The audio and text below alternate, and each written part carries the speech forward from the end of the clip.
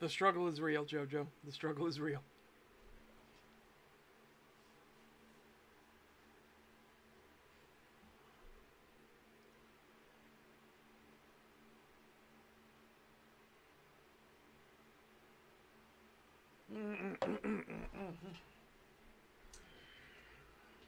All right.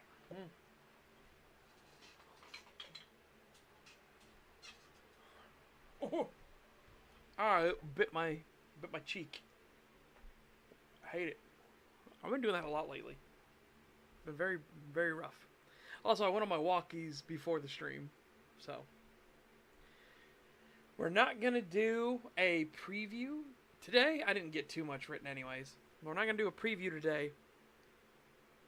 I just want to go straight into it, but we will talk a little bit about like some anime I was watching. So I started watching Marriage Toxin.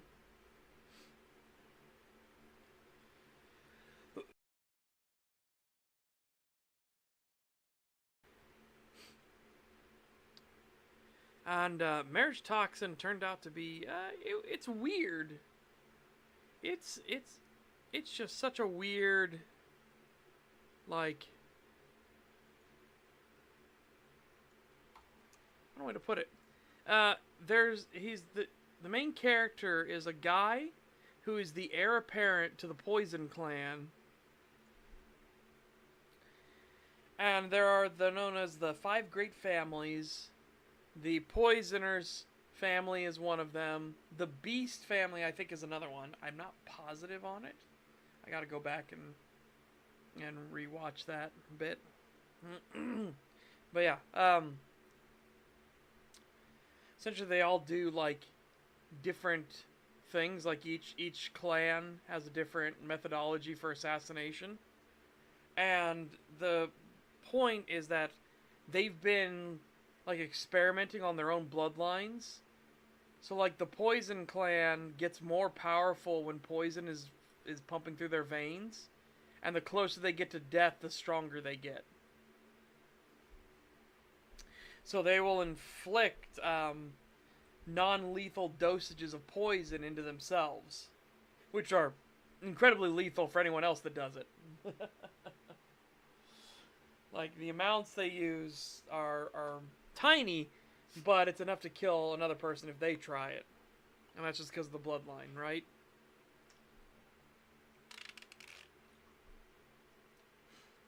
But the entire premise of it is that the grandmother that runs the clan is trying to get an heir.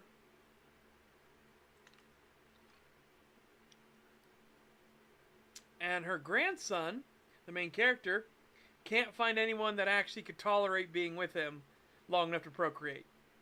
So the clan would die out. So his sister is instead being like carted off, and she's going to be used as breeding stock, basically. So the entire premise is that he has to go find someone that can actually tolerate him to want to actually marry him. Hence, Marriage Toxin. And the opening song is Killer Kiss. Like, it's a really good opening song, actually. Yeah, it seems like such a goofball of a premise, but no, it's actually not bad. It's certainly, like, it's got a lot of comedic stuff in it, but it's not as bad as I thought it would be. This is one of those ones where I'm like, I can see why somebody made this an anime. You know? Oh, excuse me.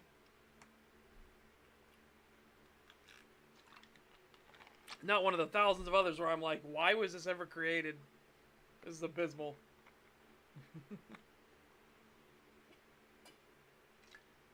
Like that, my Ribdiculous reincarnation thing.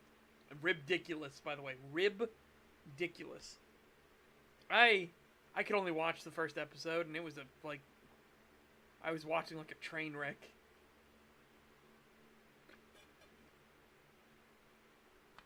I was just thinking, like, my God, this got made? This got made? Holy shit, they're really scraping the bottom of the barrel, ain't they?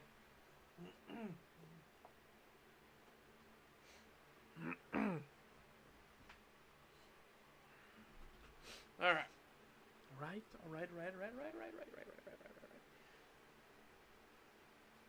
So as we did last time, chat. As we did last time, we're gonna need our wonderful, lovely. By the way, with how dark this movie is, you're probably gonna get to see this background image quite a lot.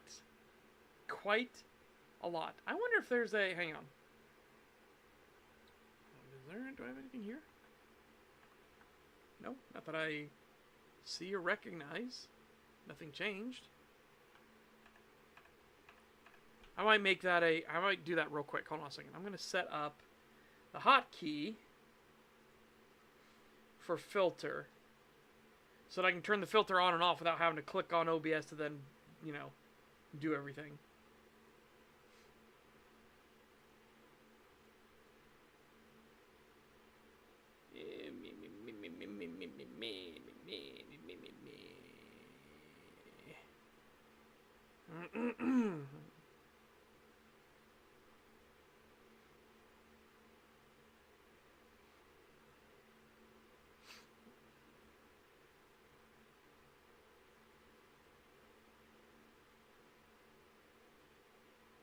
Here it is.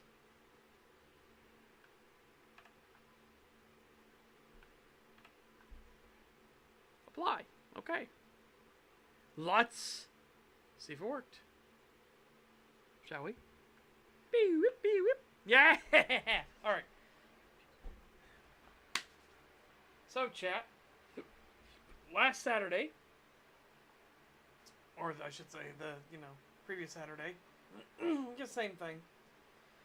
Last Saturday we watched Iron Lung, the movie from Markiplier. And now, I have not played the games. Or game, I guess there's only one. Sorry, there's one game. I had not played the game. I didn't know anything about the lore or anything, other than the fact that the stars are gone, and you're on a blood ocean. You're on a moon that has a blood ocean on it, and you're exploring it. So that's basically all I knew about it. Irish John was spoiling us a little bit, and I slapped him. I'm like, stop it. Don't, reveal, cool little tidbits and things like that. That's the worst thing you can do when somebody's trying to experience a movie. And they don't know anything about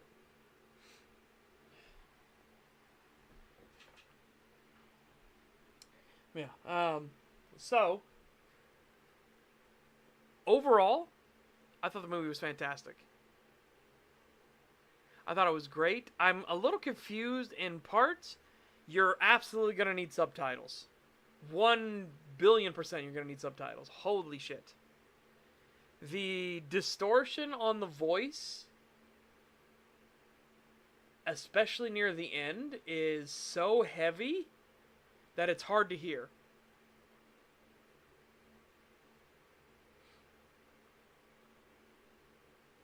It is nigh impossible to make out what's actually being said. So this will also be a bit of a discovery for me, because I won't know until we get there with the subtitles. But the movie begins just instantaneously. The stars are gone. This isn't even a second into the movie, and we already, bam, hit the ground running, go. There's no, opening credit crawl or anything like that. There's no, setting up the world. No, it's just, the stars are gone. And I'll let you hear this voice real quick so you can see, what we were greeted with on Saturday Showtime. The moment it started. The stars are gone.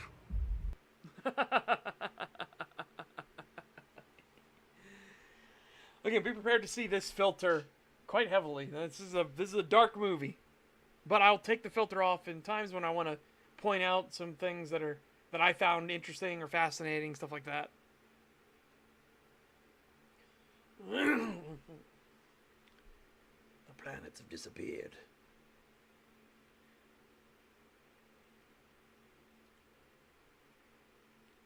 Oh, okay, that's fair. Yeah, there's a black void, and that's when I realized the HTMP or whatever protocol was in effect.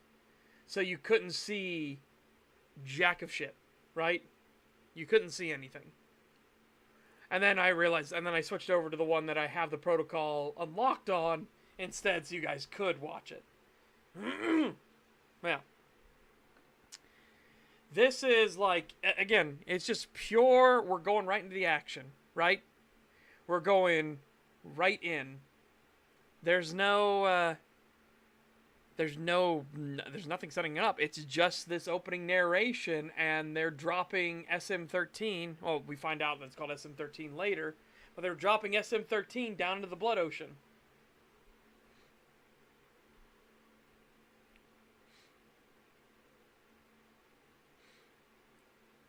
But don't despair, my sons.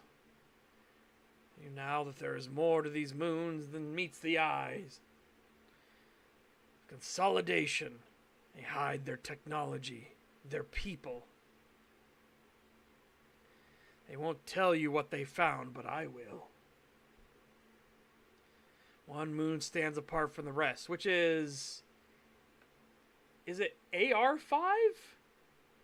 Or AT-5 or something like that? Is it the designation of the moon?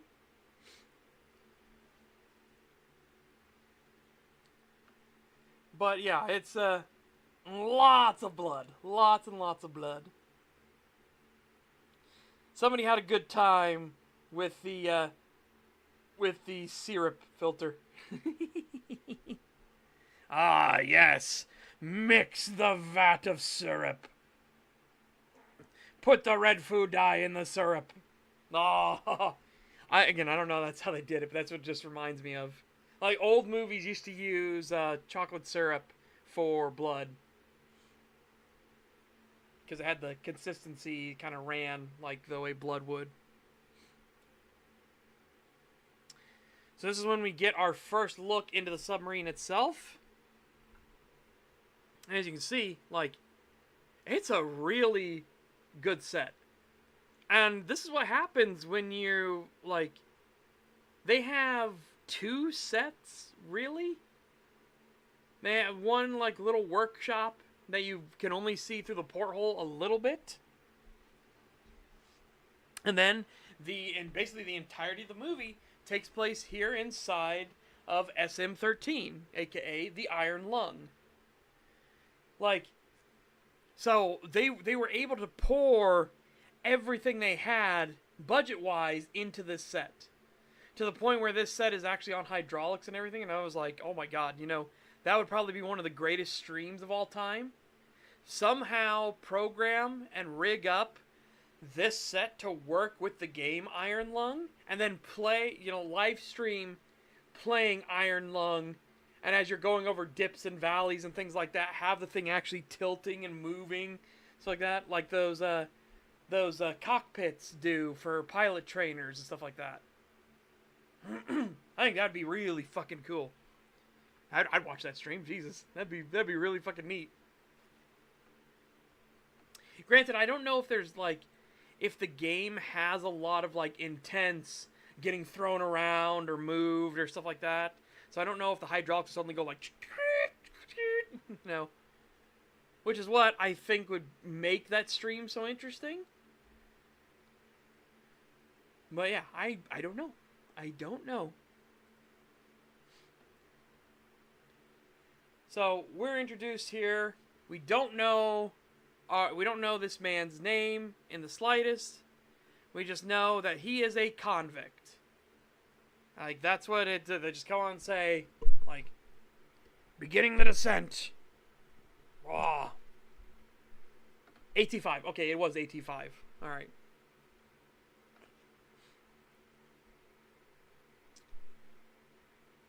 How's it looking down there, convict? So this is one of the aspects where I'm trying to piece together exactly like okay, he's a convict. So they had the same thought I did at the start. I was actually thinking lesser of this. I don't need to pause it here. I was thinking lesser of this movie expecting that, okay, so in the game's lore, they're just throwing people away, like, willy-nilly. And in some of it, they kind of are. Flames. Why would there be flames?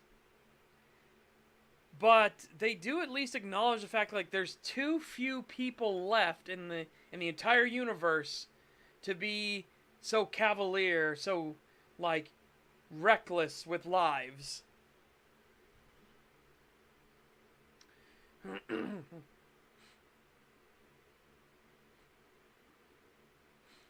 And the way that this sub is built to be just like a fucking tank, it's genuinely very interesting. We don't know you're the first one down there. This gets into our first, like, bit of mystery. Like, I don't know why. I don't know why they would be lying to him about this, you know?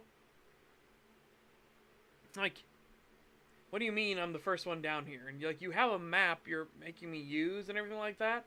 So, we're already... There's some suspicions going on here, right? Like, I don't believe you. Like, why would I believe you?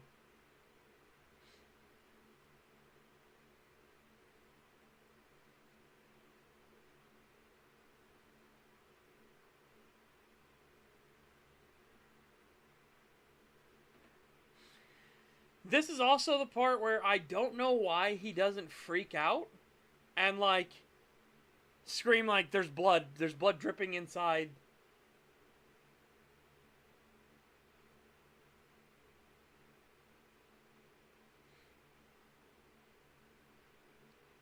I like the fact that the blood is so thick that it's actually, like, fucking with the radio. The radio is going in and out, and there's obviously interference.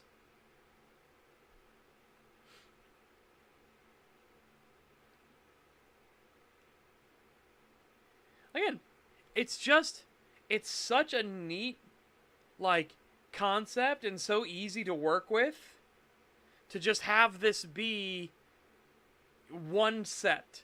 So we're here in the claustrophobic environment with our convict for the entirety of the movie. And I'm kind of glad they didn't take us outside of the sub while it was being worked on or anything like that. We only know what our character here knows. And here's the other, right? Like,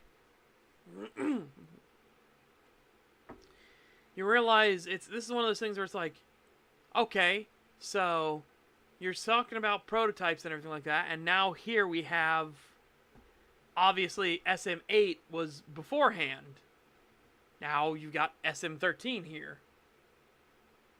So I don't know how they thought it was a good idea, or why they thought it was a good idea, to just lie to him and be like, yeah, you're the first one down here. It's like, well, clearly I'm not. But what am I gonna do? You know, I've already been welded inside. There's nothing else I can fucking do. So I am really glad they don't actually ever like take us outside. We don't get to breathe in a weird, like, way. We don't get to breathe with other people. We don't get taken out of the coffin, basically. We never get to see the outside of the sub. We never get to experience what it's like being out of the sub. We are literally like the main character here. We are just stuck inside the sub.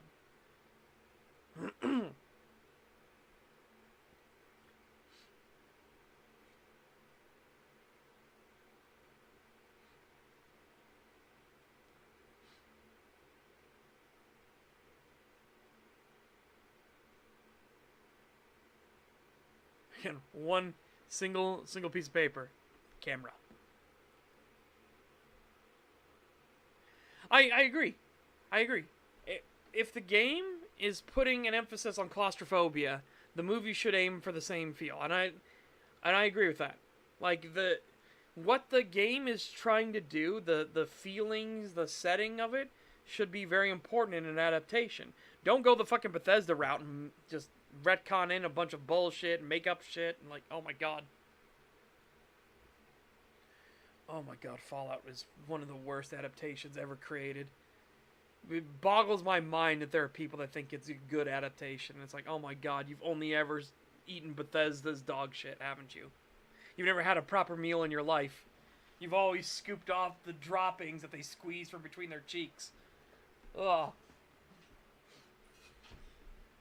Oh god. But no, so I like I said, I like the fact that we are here, so we get intimately familiar with the inside of the sub. So, you know, there's no breaks from just being stuck here inside with him.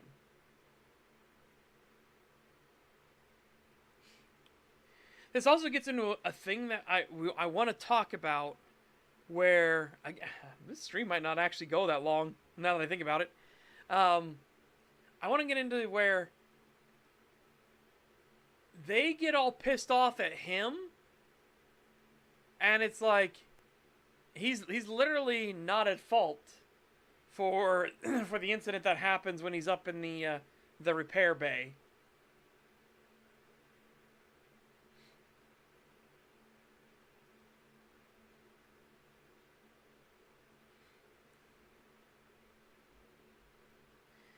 Because what ends up happening is that camera, it plays a vital role throughout the movie and everything, and it becomes the obvious thing of like, how do you take just a normal picture through blood, right? And they're like, you just irradiated us, you sick Eden fuck, and it's like, how's that his fault? You guys have done nothing to tell him anything. You're literally fucking with him, and you won't refill his oxygen. Like, you're basically torturing the poor man. And so he tries to lash out, and the only thing he has is a camera, and he thinks it's a fucking camera. He thinks it's going to be a bright flash and just to kind of annoy you guys. It's only later, like, I'll jump to that point, because he goes through, and he eventually finds some bones, right? The poor handsome man. This might be a very, very short stream, actually. Oh, I like this, too. Hold on.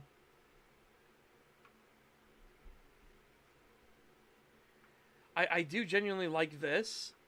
Like, the weird-ass tubes. You know what I mean? I like the whole, he's figuring things out, and he's marking it down himself.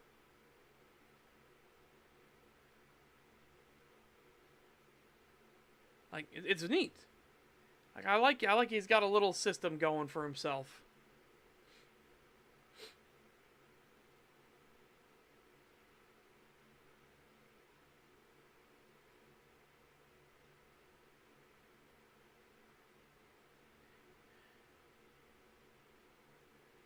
What do I do if I find something not on the mat? You guys aren't just pretending not to hear me, right?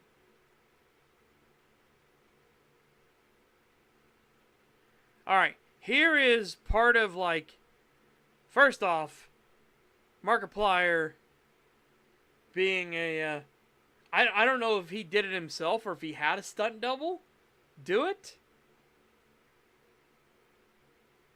But he gets absolutely, like, shellacked here. He gets absolutely, like, routed around. I don't know if there was a stunt double that did this for him, or if he was actually just doing it, because this is actually, like, really good. This is genuinely really, really good. And I know part of it is because the set is on hydraulics, so it is actually, like, thrashing and throwing him around and stuff. But man, you know, hats off to you. If you actually did it yourself, damn, hats off to you.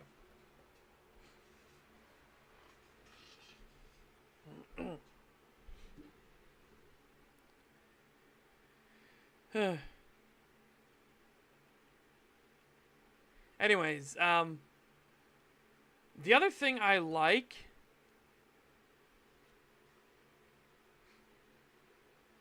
He just wants to know if he can take it. The other thing I like about this is that they talk about the weird influx nature about how everything works. And it's more of evidence towards them lying to him.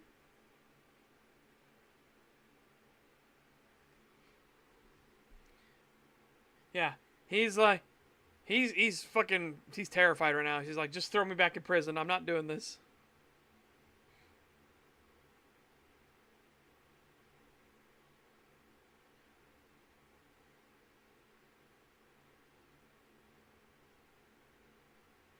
Which means a leak, which means flooding, which means you die.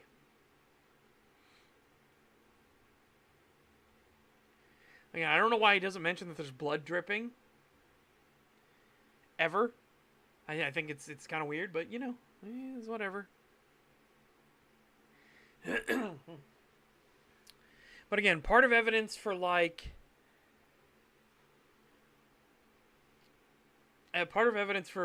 they're lying to him is the fact that they know that the seabed,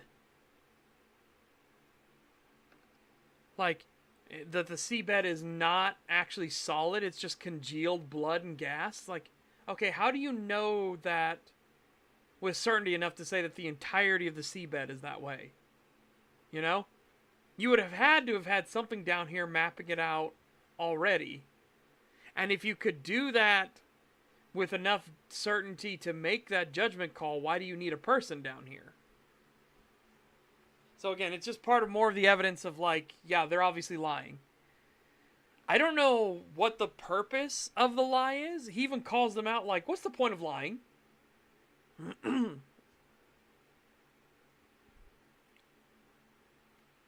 Just layers of congealed blood and gas bubbles. Here they say it right here. It's like, okay, how do you know that? And also, like, again, I agree with our convict here. Like, how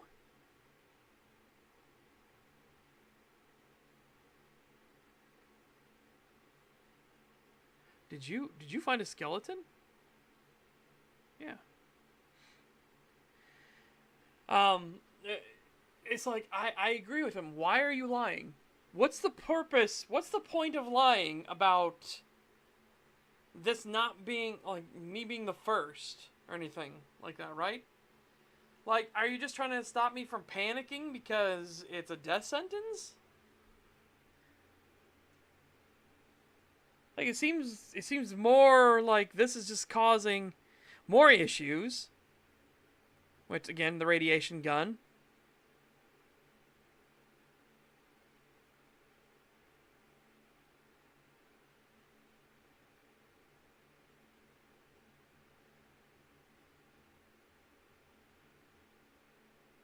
Call up anything that looks different from before.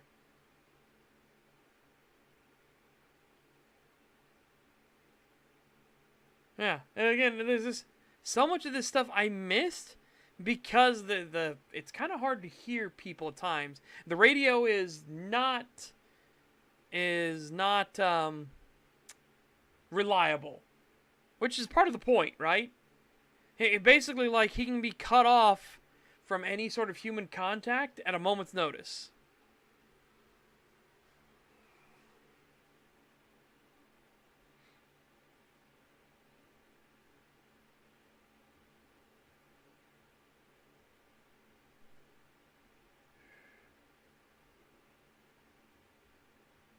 How's his oxygen?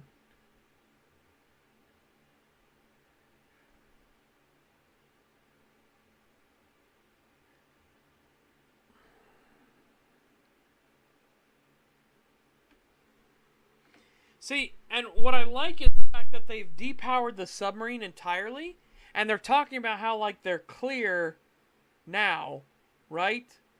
So, like, okay, we're clear because they know that there's a dangerous weapon on that sub. So again, it's none of this is his fault, right?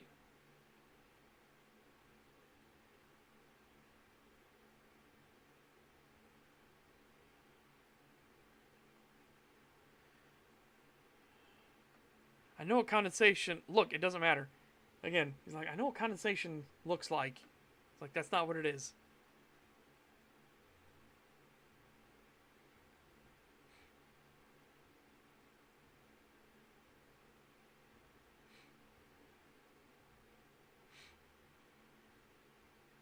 Again, I appreciate that they didn't ever bring us out of the sub, you know? I appreciate that we don't get to see inside the center. We don't get to see people walking around it and like cleaning it or like looking for breaks or anything.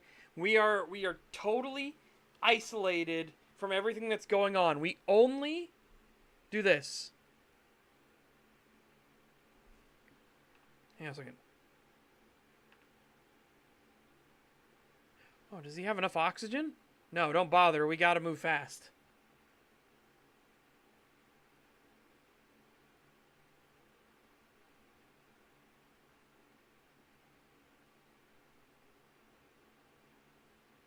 Again, I like that she's also doing this meaningless thing of cleaning off the porthole. She wipes down the porthole each time to, like, what effect? Because as you see, it's just oozing and bleeding all over it more and more and more.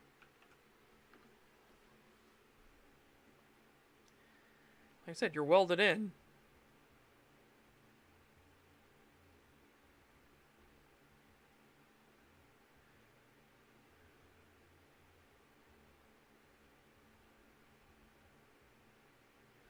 There's something else. He's trying to say...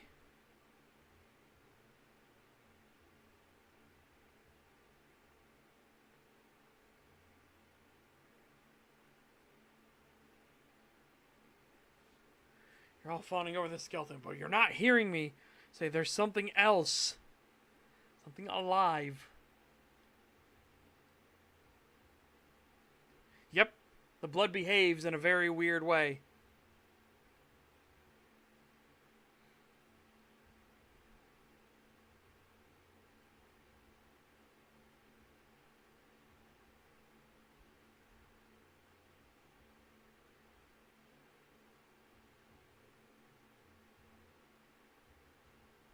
Again, you can see it's oozing again. It's not stopping. She's just it's just a meaningless gesture to like try and appease him. But you can see it's bleeding again.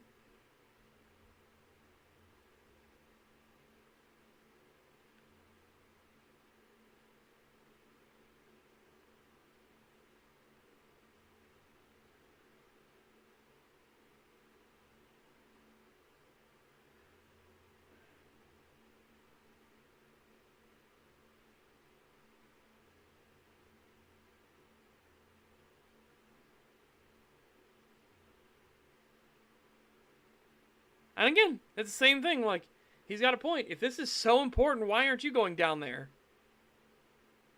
Time to use me before you let me go. And then the only thing that's wired up, he thinks he's just going to flash them. It's only now, when he realizes to his horror, that it's an X-ray.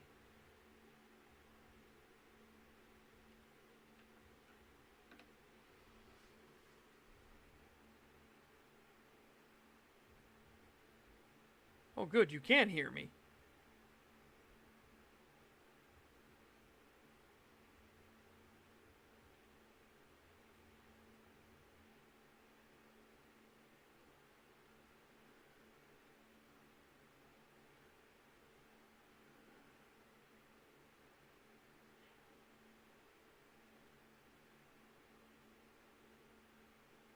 Again, surprise Jacksepticeye cameo. You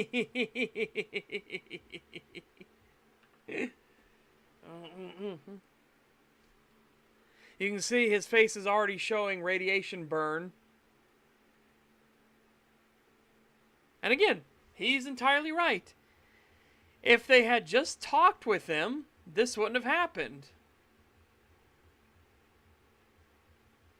If you had just talked with him and not treated him like such shit. And now again, they're being petty. They've been hurt, to be fair, but now they're being petty, and they literally just drop his ass. So he's literally in free fall until he hits the ocean.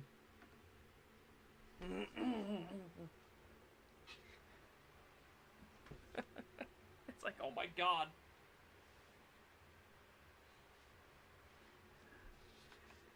Again, it's so wild to just think about how much of a dickhead these guys really are, you know? Like, they are genuinely douchebags. Yeah, dead, mission fail.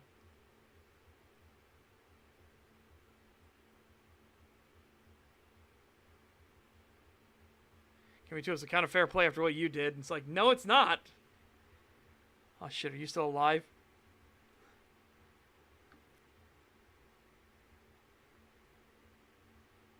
That is why the ethical committee was needed for the Foundation. Yep. And the ethics committee is the most powerful committee in the Foundation. But this is where he's like admitting where they cut corners. They were going fast. And he's like, he can't physically control the porthole anymore.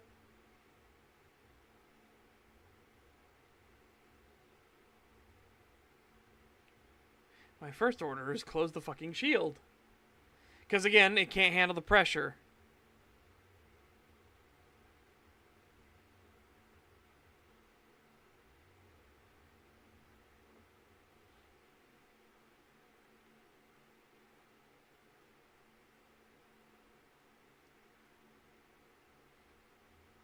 Because Jack is good at his job, or he was good at his job.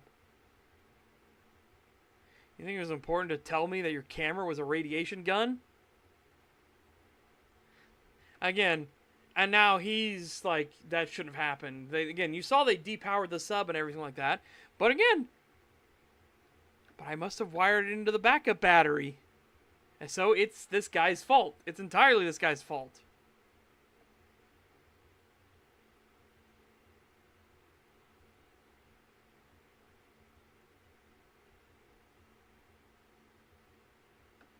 And, I like the fact that this guy, too, is like, if you did know some things, you might actually be a little bit faster. He agrees with Simon. The convict's name is Simon. He agrees with Simon that they probably would get stuff done faster if he actually knew what the fuck was going on.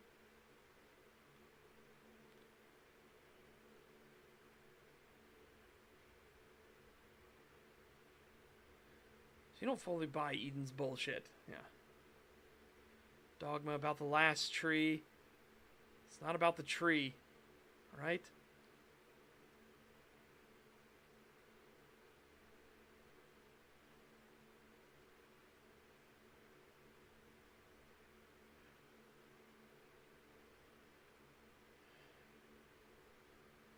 There we go.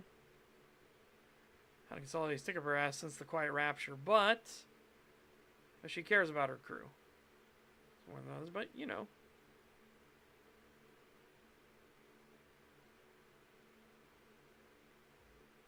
The hole's slick enough. The blood would soak it up anyways.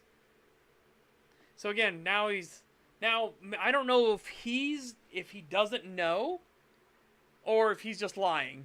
He's just defaulting to lying. It's one of those things like I don't know one way or the other. If he knows he's telling the truth, or if he thinks he's telling the truth, or if he's lying. This is also where Mark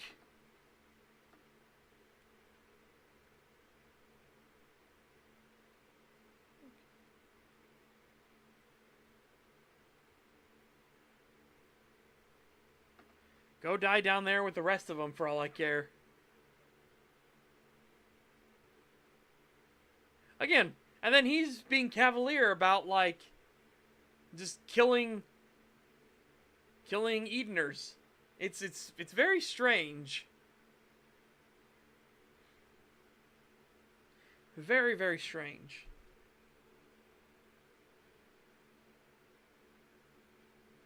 Okay, another really neat detail. I like the fact that he has to actually use the camera here, not paying attention to anything behind him, which I think would have been a neat detail if we could see slightly better over his shoulder, and if we could see something that he wouldn't notice because he's obviously not paying attention right now. But what if we could see the hostile thing that's down there, like every now and then peeking in? Like, I think that would be really fucking neat.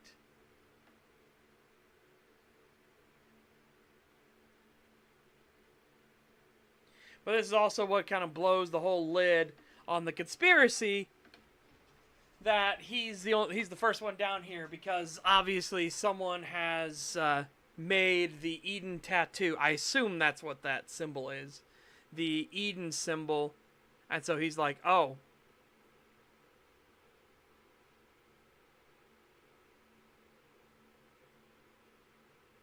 This is also where he finds a bracelet, which I think that's a seed.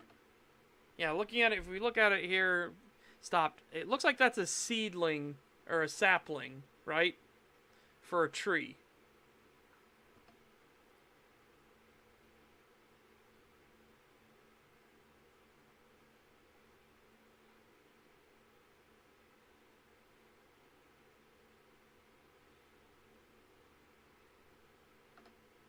Yeah, look at it. Boop. All right. I thought I'd have, I don't know, chat. Again, like, this stream might be pretty short. There's not a lot to say. It's a very, like, it's a simple, slow burn kind of psychological horror. And I quite like it. Like, I think it's really good. The downside is not having, the downside is you definitely need subtitles. 100% you need subtitles.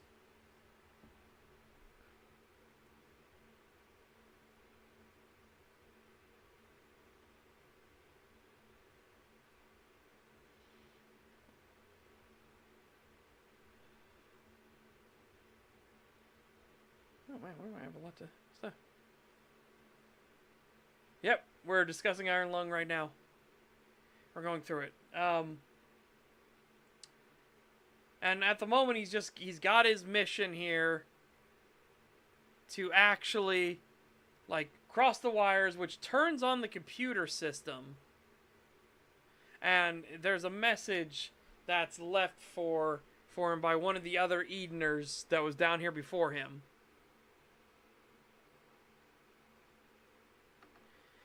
We won't be returning to the Grove, brother. This is the only hope I can offer. I'm sorry.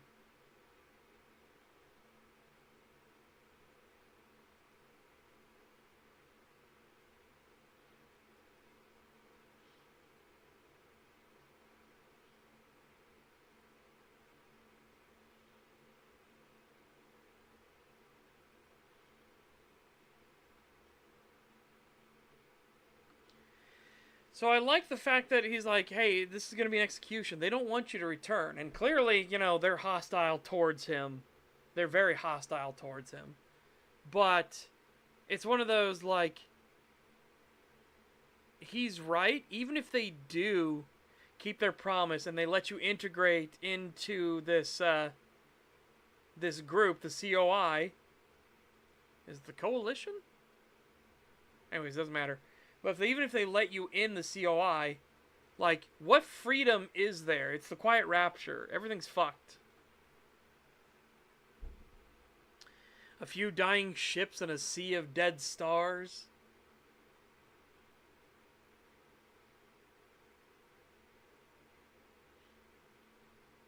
And I like that Simon's theory. I like Simon's theory of, like, what's more likely? That all the stars in the universe and all the planets just immediately yoinked out of existence and left a few starships and space stations around, or that more likely those few starships and and space stations got pulled into another dimension. They're the ones that vanished. And all of the planets and things like that are trying to find what happened to them. Again, what's more likely? And it's a good question. Unironically so. Like, yeah, it is far more likely that these couple of space stations and the ship flotillas are probably got pulled into some fucking anomaly.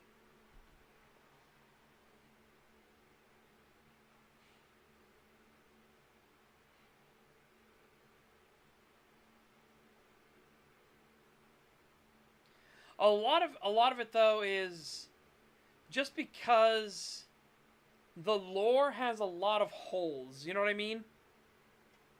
And that's not me like saying no, therefore the game's bad or anything like that. No, no, no. It's just it's one of those obvious things where it's like the concept of the gameplay and everything came first, and the story kind of came afterwards. Is how it feels. If that's not true, I apologize, but that's what it feels like. But then, how much of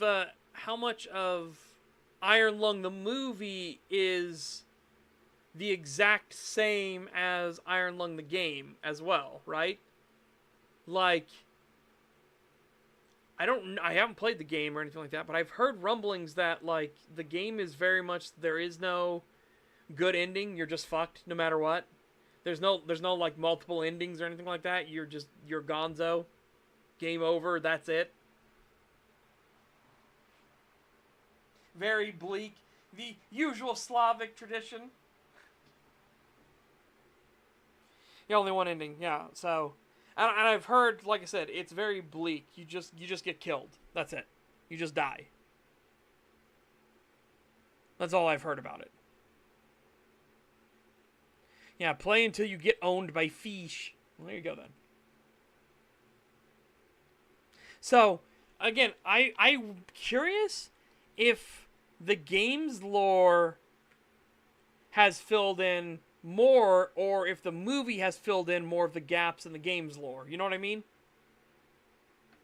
No, wait, what's that?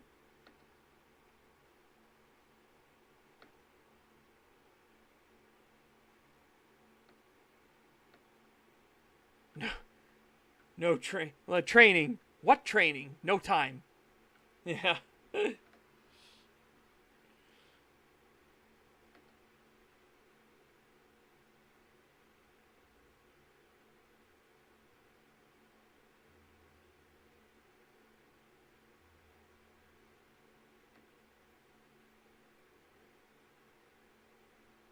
Oh wait, hey, wait.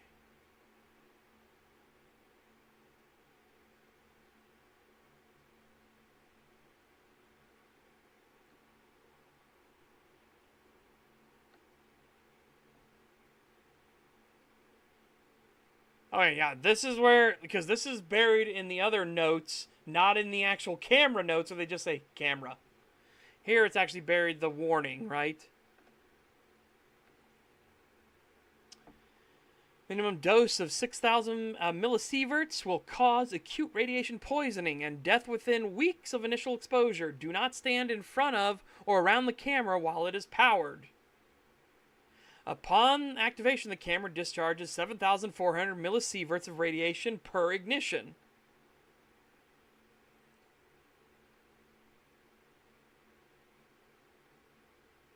Again, and this is the whole thing where he finds out that the crew is also exposed to the radiation. So he's just like, well, fuck, I'm irradiating myself too. Who fucking cares now? Not great, not terrible. Anyways, I'll be right back a second, chat. My stomach is doing the grumble rumble. Not the good grumble rumble. It's doing the other grumble rumble when my guts are going like, bleh. So BRB.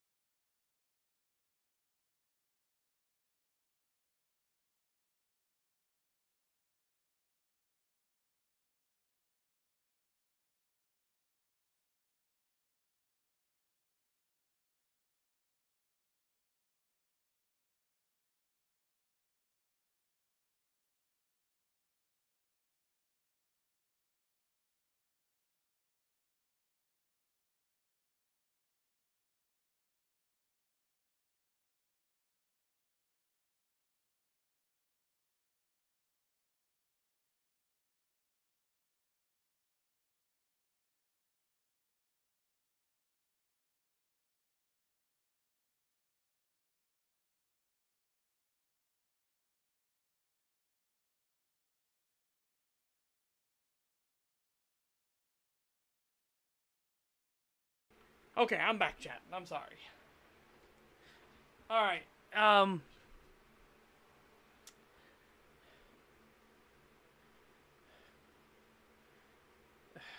Benny, you haven't been paying attention at all. Just shush. Yeah. So, I man, there's not really a lot to say because we're not having to dissect. Saw the EFAP on it? No, I don't watch EFAP really anymore. Um, but there's not really too much to say honestly regarding it because there's not a lot of stuff to dissect. It's a very simple, very straightforward sort of plot, right? And we can only talk about like the sets being fantastic so much. I think Markiplier did just an amazing job.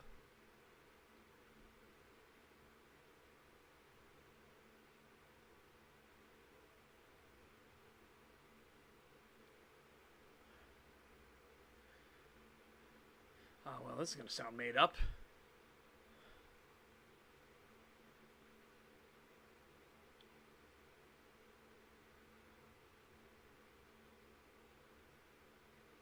Yeah.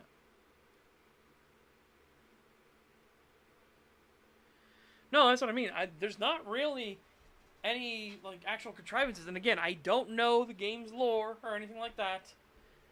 Um, there's not like there's nothing that stands out. Like I said, my big criticism for the movie is the mixing on the voices, especially when we get to the entity later in the movie. The entity is so distorted at times. I can't understand a thing that it's saying, like in the slightest.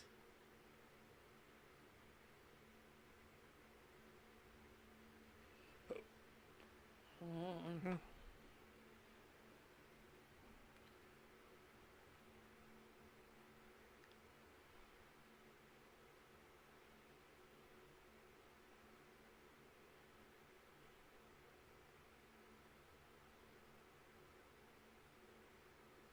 Well, now it's just more hill.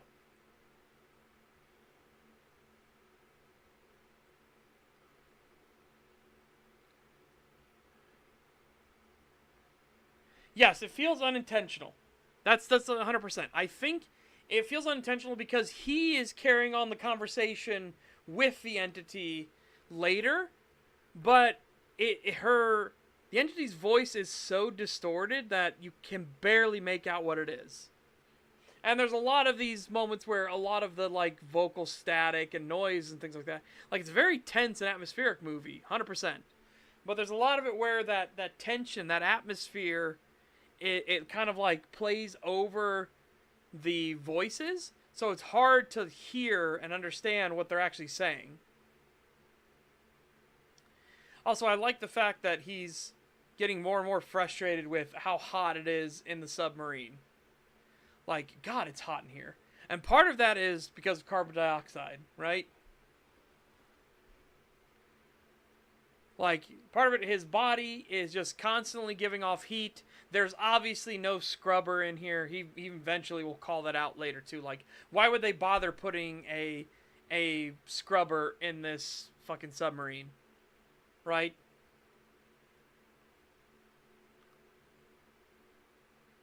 Yeah, I like that. He's apologizing for... He's apologizing for the camera incident again.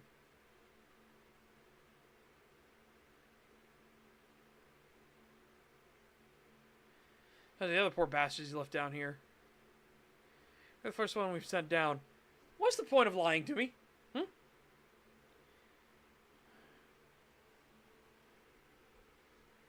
Yep.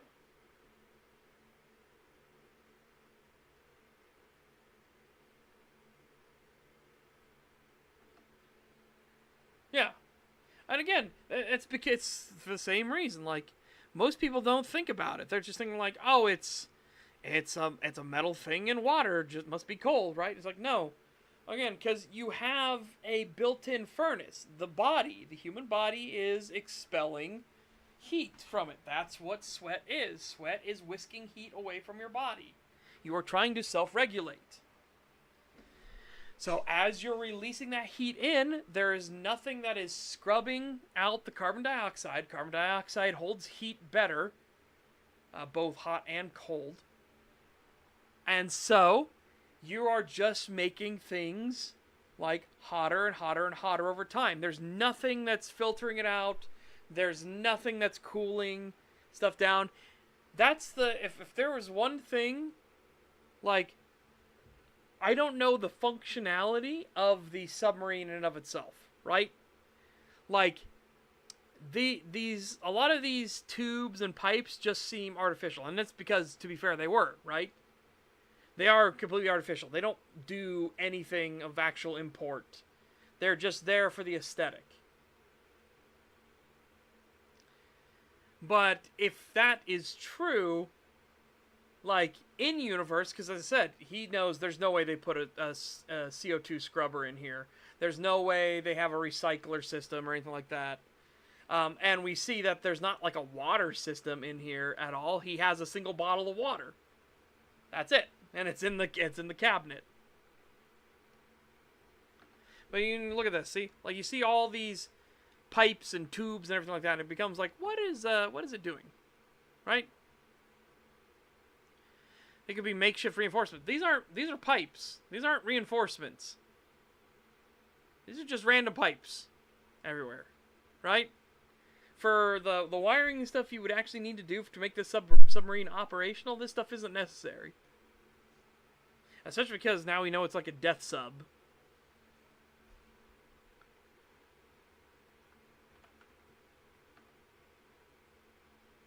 But again, you know, it works in the aesthetic of, like, helping to keep this claustrophobic, industrial, like, inhuman feel to everything. Also, there's the skeleton. Is that not what roll cages look like, though? No, not at all. What? No, okay, no, I need to seriously do this. Okay. No. Roll cages don't look even remotely like that.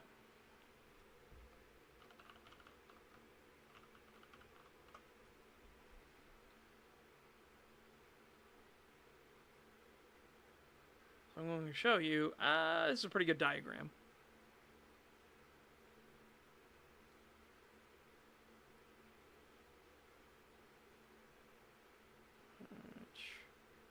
Let's go back a little bit. I need to see him stand up to do it. No, absolutely fucking not. Alright, so, again, here we have just tons of pipes with valves sticking out all over the place, really dangerous spots, especially given how much you've seen this thing rumble around. This is a roll cage. There's nothing sticking out from the roll cage itself. This stuff is actually pushed in to reinforce the cab so it cannot physically crush in on itself.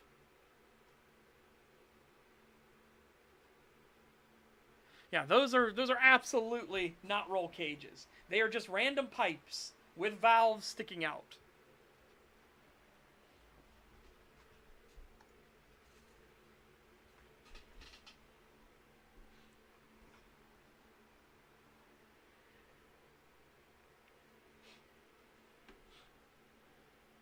Like I said, there's no, like, real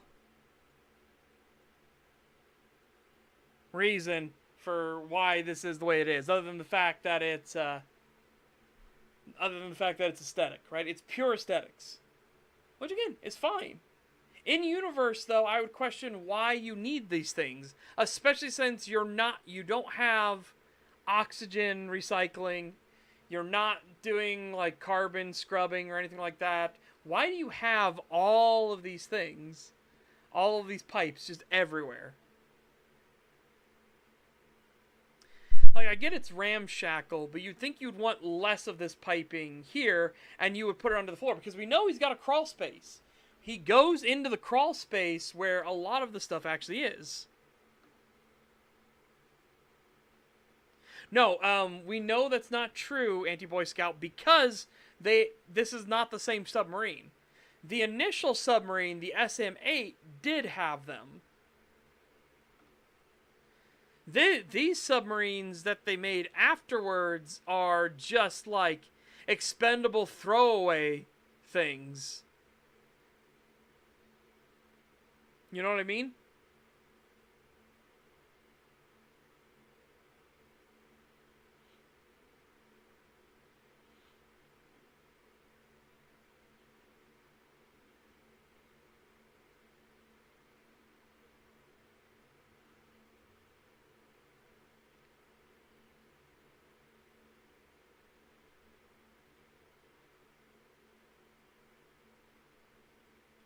Because we can see what the SM-8 actually looks like. Then they talk about the SM-8 actually having a bunch of like actual stuff on it.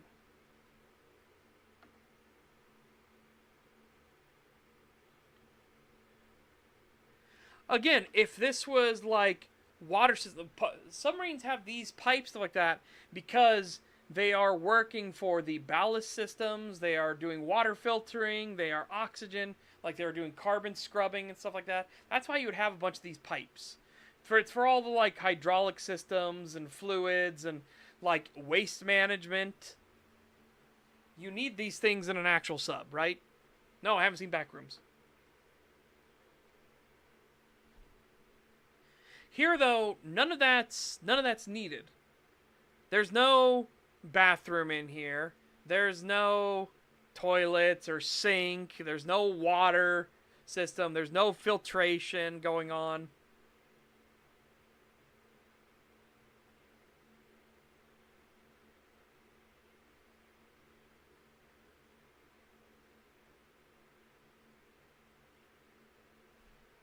Again, this was neat right here. This one, because he's not actually looking, and you see the eye, right? You see the other creature now looming over the skeleton and staring directly at him.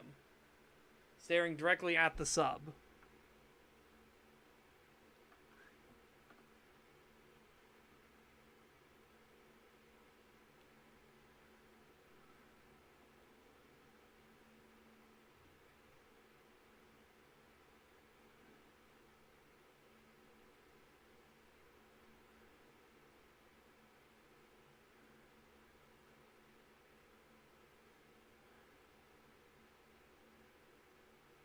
Again, more of this awesome set, like, more of this awesome set actually in function.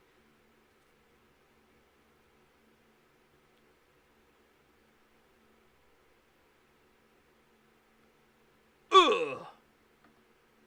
Big hit. Big hit. He's a bigot. He got big hitted.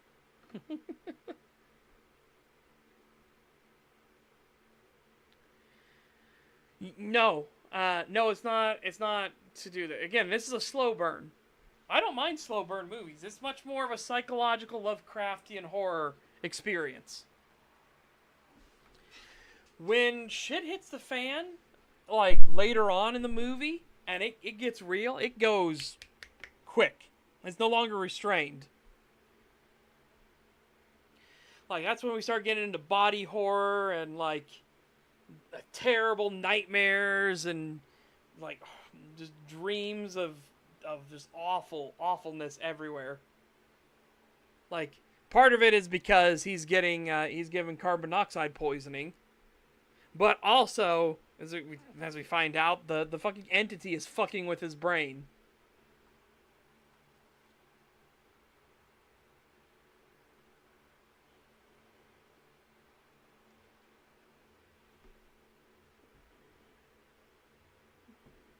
Ever feel like they're just trying to disturb the audience for the sake of it?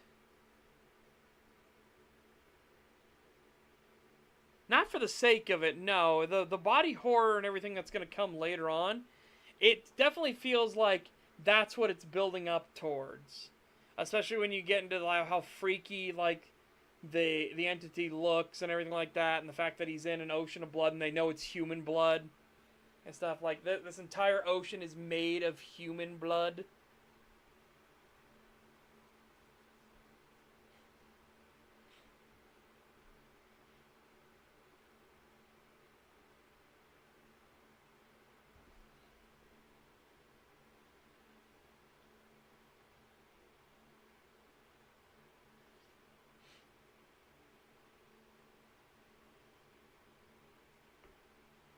There's a lot of gross stuff for sure in this. A lot of gross stuff.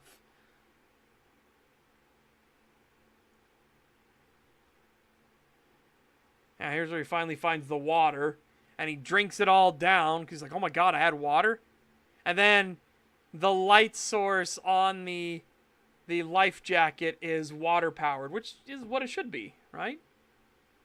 So he's just like, "Are you kidding me?" Luckily, he's smart enough, he just spits on it. Yeah, now he has to... This is what I'm talking about. This is where all the piping should be. He has a massive crawl space under here. And this is where pipes should be. This is what you would expect. I don't know why there are pipes everywhere else in the sub.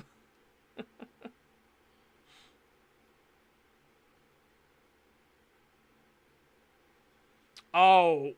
No. They go gory as hell. They go incredibly gory with it. There is, like, it is brutal what comes later. Like, the body horror is real. Like, it gets extremely gory. Especially when he rips his own arm off. Just, oh my god.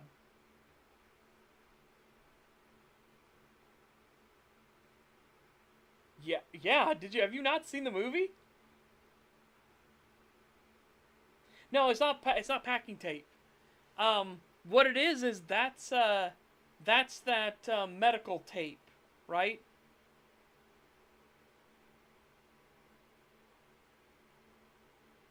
It's he takes it from the med kit.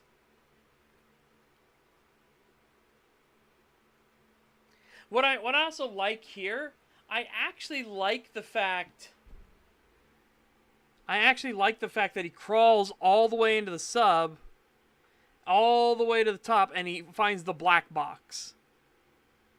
This actually works out in his favor for what's needed later on in the movie. But I like the fact that he goes there and he goes, I swear if I have to read the fucking manuals, I'm going to lose it.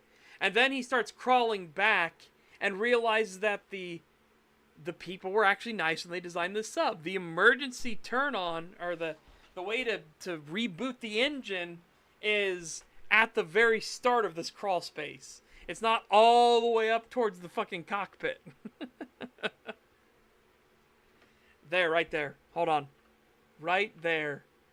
He turns back to look towards his hole so he can go back into the sub. And whoop. Something stands there. Something is clearly standing there and walking around above the hole. And we already saw earlier the Meat Man thing walking away. We already saw the Meat Man in the corner, which is what made him freak out and say, "Shut the fuck up." Yeah, so now he has to crawl all the way back down. We needed all the extra space for the gremlins.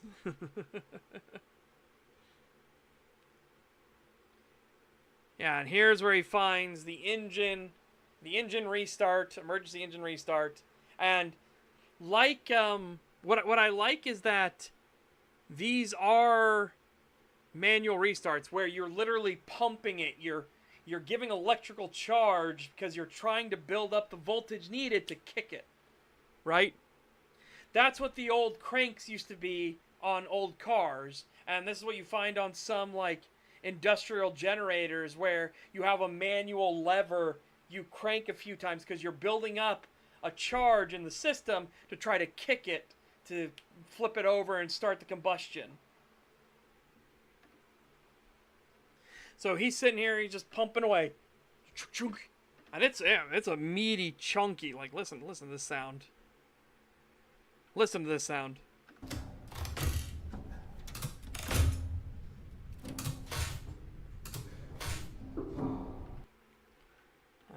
It's got a good old chunk to it.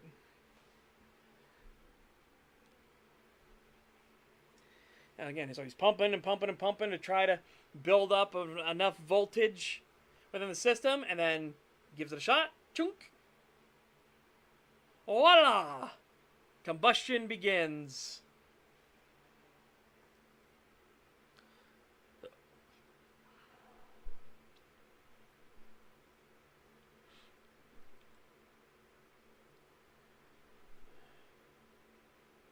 Oh, dude, the sound design is fantastic.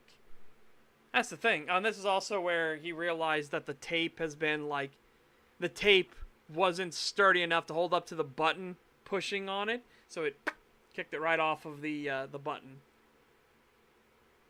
He's like, it almost worked. This is one flaw I have, where he keeps trying to do X's on the button. It's made more apparent later, where he keeps trying to do X's, whereas I would be going fucking ham. Instead of wasting my time doing an X and then watching it fail, and then doing an X and watching it fail, I would have put an X over it and then anchored, like, taped over the corners of everything so it physically can't move, then make another, like, make a cross in the other direction, then tape over the corners again. Like, I wouldn't be trying to do X, X, X, X, X, X, X, and then watching it fail each time. You know? But, to be fair, by that point, by God, his brain has been fucked with so hard by that point. Like, oh yeah, I forgot. And then this is where you see the eye thing staring at him through the porthole. Somehow it got the blast shield down, and it was just staring at him.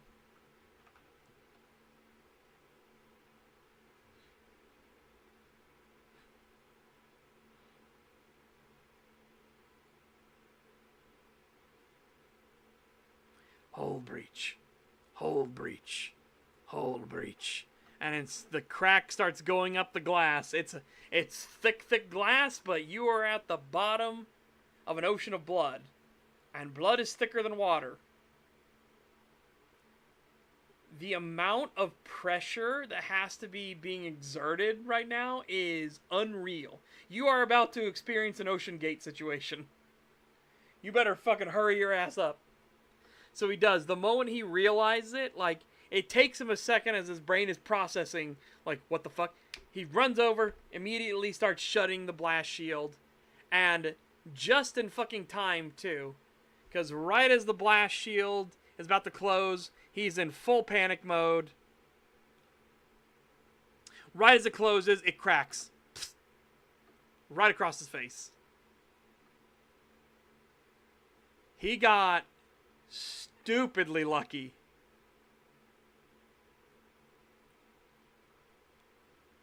Talk about high blood pressure. That actually worked out way better than I thought it would.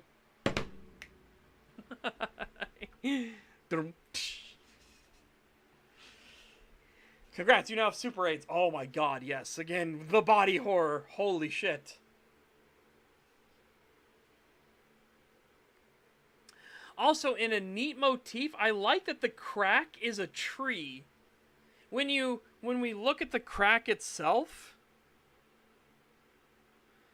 so once it stops, like, doing hull breach. Alright,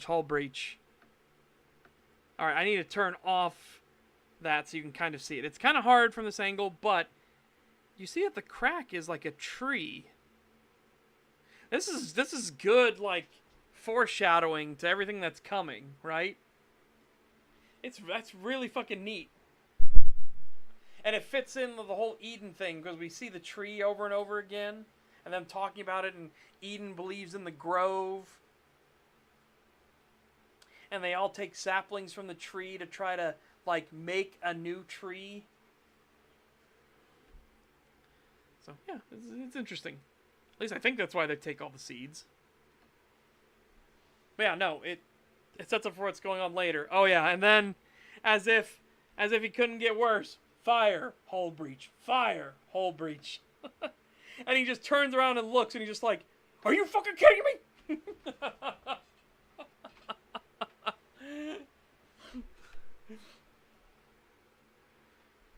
So immediately rips the fire extinguisher off the wall, gets to work.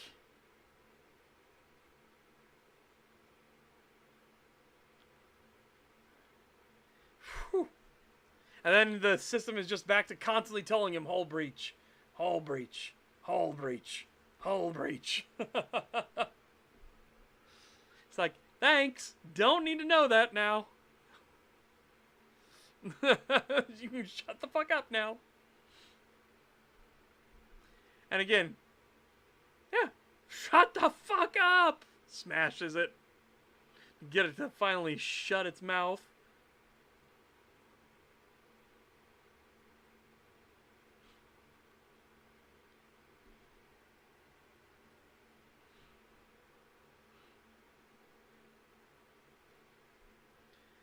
All right.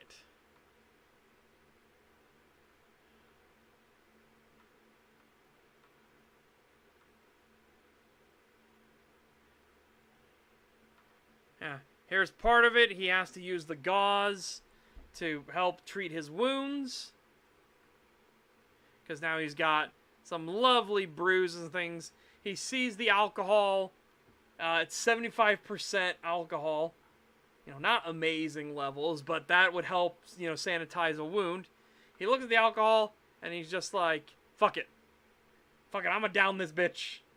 He's like, I'm not coming out of this anyways. Might as well enjoy myself.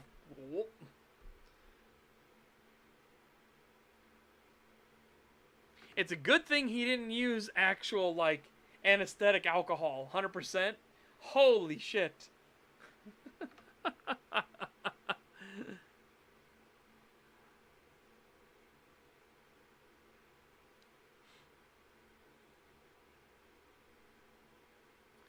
We're bringing a whole new meaning to the term feel the burn.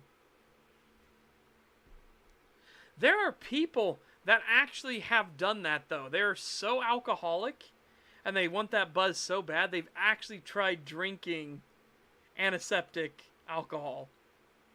Like ibuprofen. And it's like, oh my god. Oh my god. Oh, I'm fucked.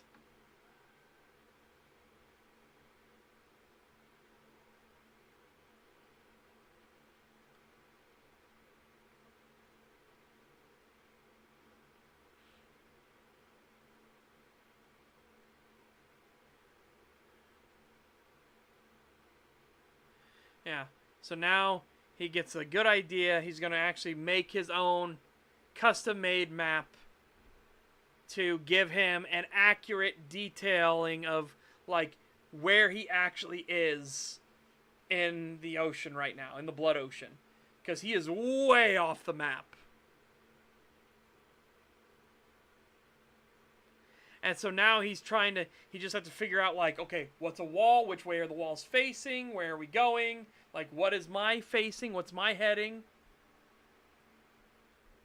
It's very fucking lucky that that thing acts as a compass. So he always knows, like, based off of where he is pointing on that meter, he knows if he's facing north, west, east, south.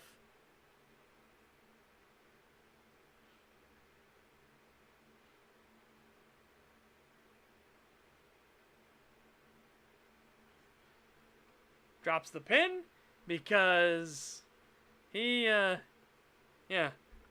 I like that they don't get us in close. But yeah. He turned around and this is what he saw. Right behind him. He's like, hi.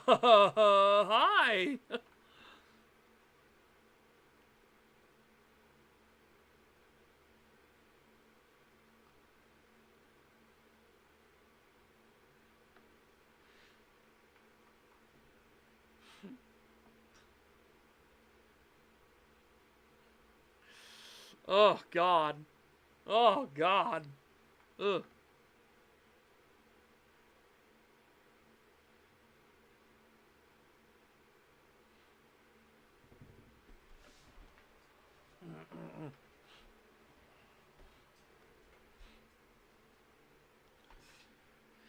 It's like, okay, sure, good.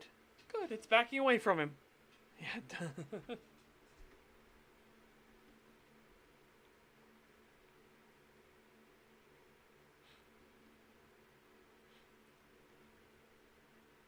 Pretend like I'm not even here.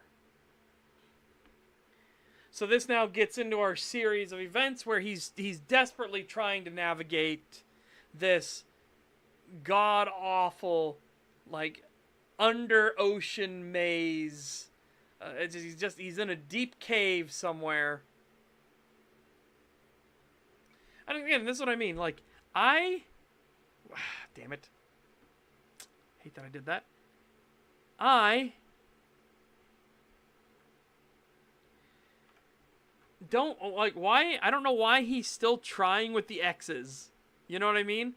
Like, I would have done an X and then I would have, like, taped a barrier over, and then probably done like a plus and then taped a barrier over that as well to hold this bitch in place. If I want this thing going off all the time, that's fucking I'm fucking doing. I'm not just gonna waste my resources on a single X and hope it fucking works, and then, you know, it doesn't for the 50th time. Because we get to see it later, and he's got, like, dozens of them on the ground. Hang on. You can see it there in that one. He, like, stares, and he's like, damn it!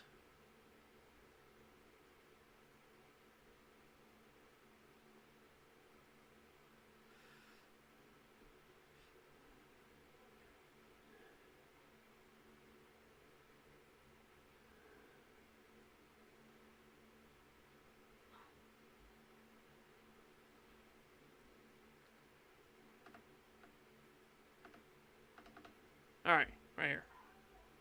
There you go. So you can see, he has dozens of them. He has tried this many, many times. To be fair, he's not in a, like, good place right now. But this is one of those things, like, why are you wasting all of your resources trying the same thing over and over again? Do you know what the definition of insanity is? Look at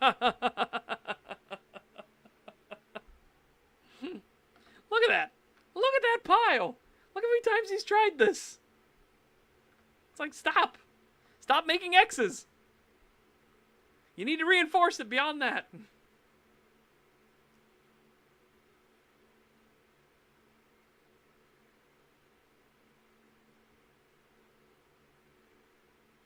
So this is when he looks at the thing and he's like, I'm trusting you. He's talking about the proximity sensors and everything like that. He's like, I'm going to trust you that you know what the fuck, like, you're actually registering properly. He was using the camera so he could see the whole time.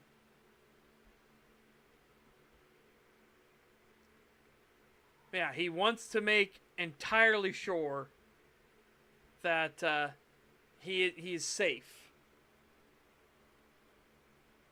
Because obviously he is in an entirely unknown situation at this point.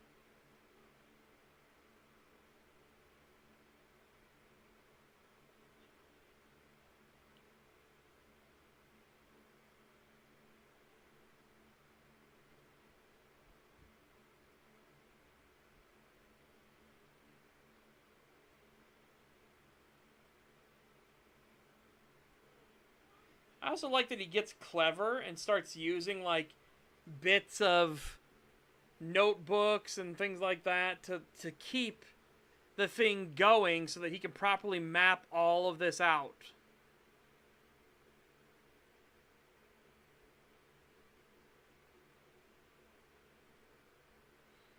Like, again, he's not an idiot. He's a smart man. He's just in a very desperate situation. It's why I think the bandage thing is so goofy. You know? Like, they needed to explain why. I personally would have had it been that he used up all the bandages on his injuries instead. You know what I mean? I would have done that instead of having it be he's trying the X's over and over and over again and failing each time.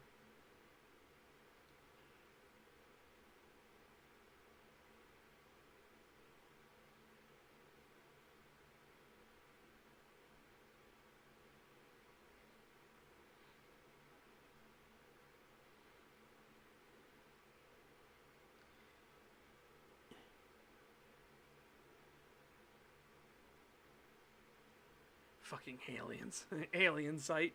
Alien shit.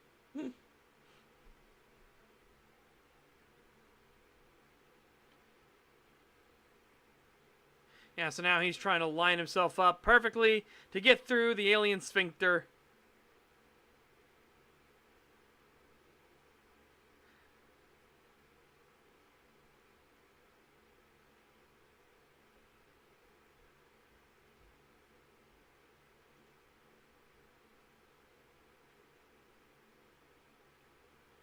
And this is when he discovers another sub. This is when he finally comes across the SM-8.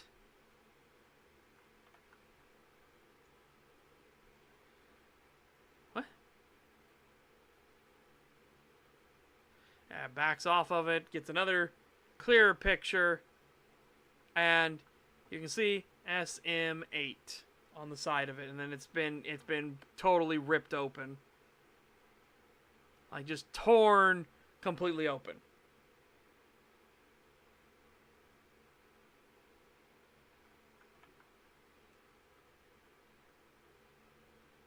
I mean, I can understand why they did it, but like I said, I think I think it kind of plays to the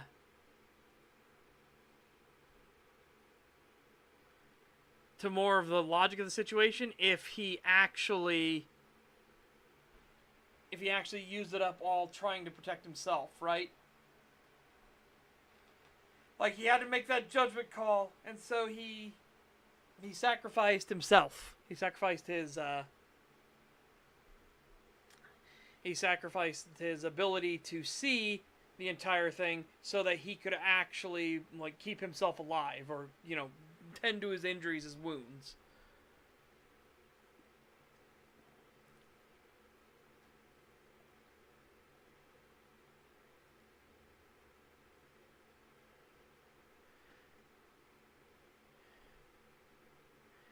This is when he stumbles across the voice, and again, this voice I'll let you hear.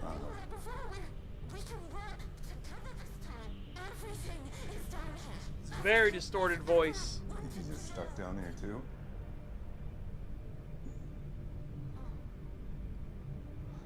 See, very distorted voice.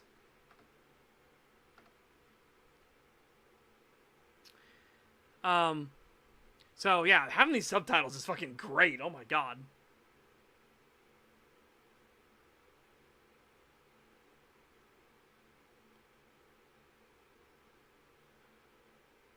Oxygen. Yeah, so he's now starting to have a breakdown because his oxygen meter has just, like, ticked away.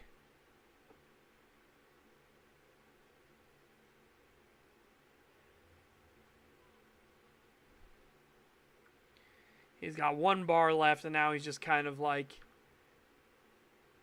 asking for someone, like, can you just talk to me?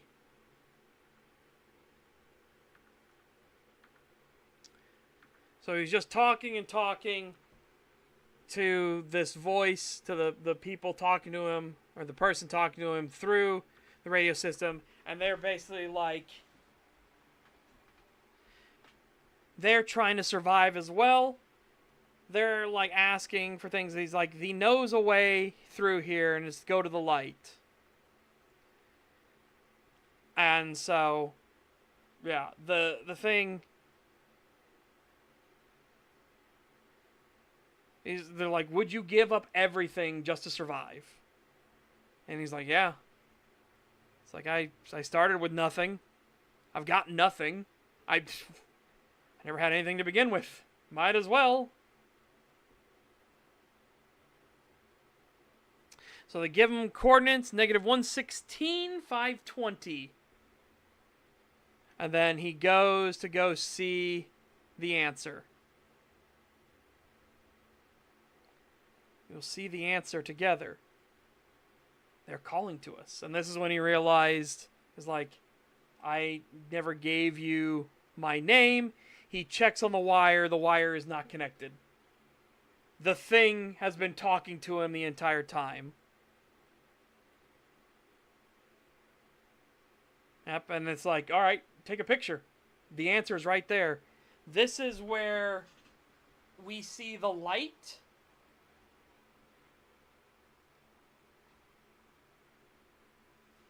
Simon, open your eyes. We will see. We will know.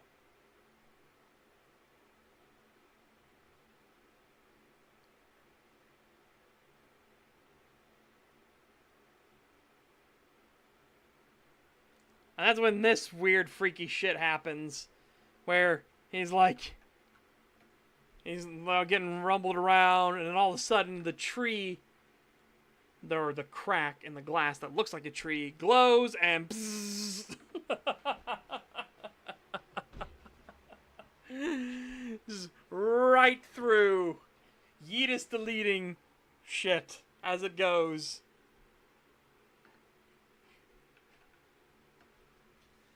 Just bzzz.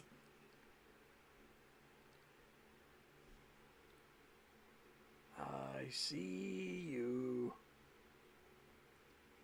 That's never what you want to hear in a Lovecraftian. When you realize you're in a fucking Lovecraftian nightmare, you never want to hear a thing tell you, I see you.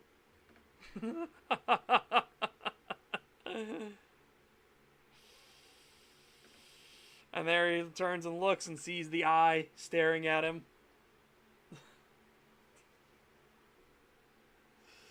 Oh. Oh, boy.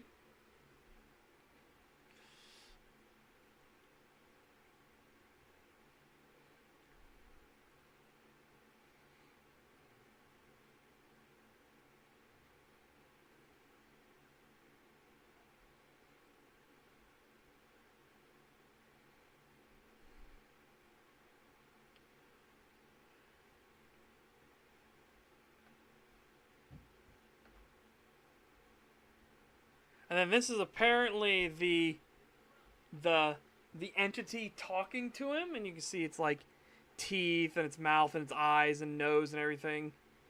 And they're like, Simon, open your eyes. We are all one in the blood.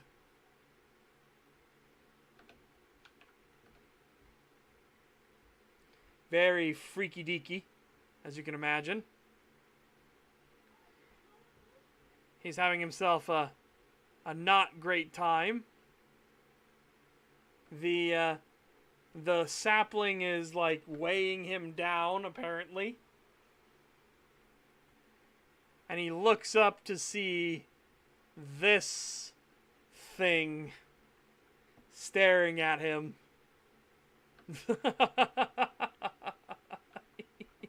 He's having a wonderful time now. He's having a wonderful time. This really marks the point of no return on the whole, like, now we're gonna get into straight up, like, Cronenberg body horror. Shit's going bad.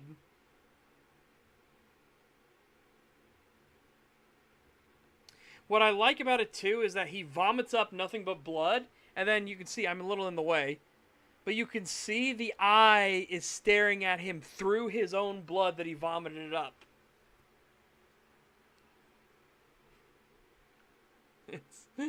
We're now in the nightmare fuel, like, hold on to your lunch category, right? Hold on to your lunch. Speaking of lunch, I'm looking forward to lunch today. Oh, yeah. Turns around and sees this.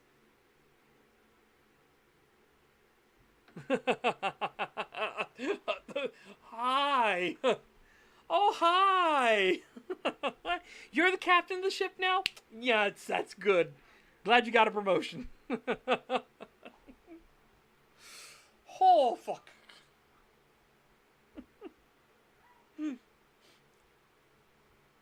Again, I think they did such a good job with the practical effects and everything. Just, oh my god. The autopilot is not looking good. Yep. That reminds me of that joke in Airplane where the autopilot is literally like an inflatable man that grabs the steering wheel. And then they're like, the autopilot is malfunctioning. She's like, I know how to take care of this. And then they go to the autopilot suddenly looking like really relieved. And then she leans up from off screen and she's like starts smoking a cigarette. And it's like, oh my god. She... Oh. They had to make sure the autopilot wasn't getting flaccid up there. That's what they had to do. It's like, oh my god. Oh, the old jokes that you can't do anymore. Well, you can start to do now that the tide's fully fucking turned and people are sick of everyone's nonsense. Sick of all these, my hurt fifis. No one gives a shit.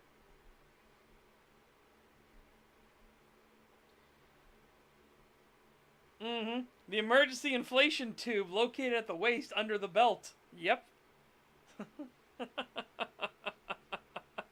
I know how to fix this.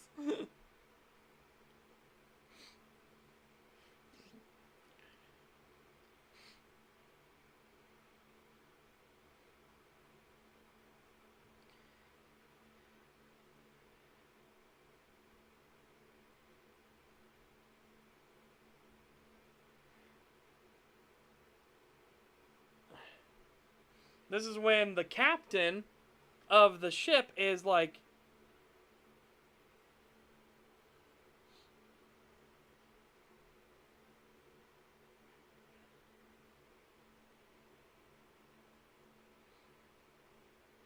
yeah, and he's like, I know, I'm done. Because he knows it's not plugged in. He's like, I'm done being fucked with.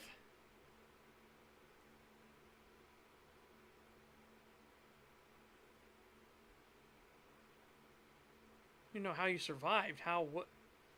But yeah, he has apparently been gone for several days.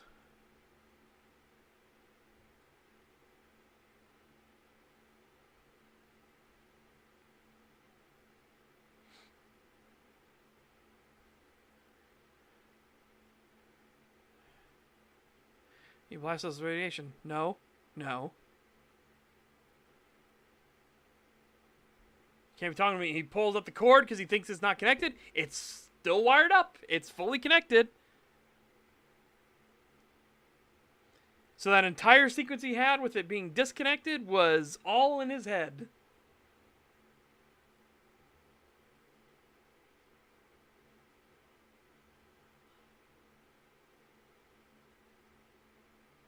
Say my name. You're goddamn right it is. Oh wait, sorry, wrong series.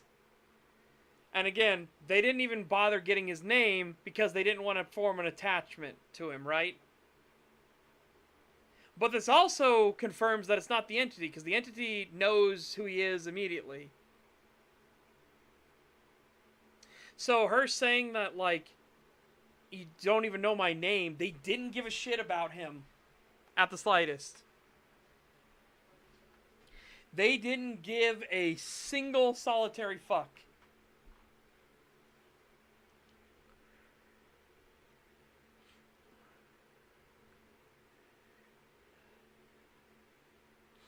Yeah, and he's like, I'm not sure how I'm still alive.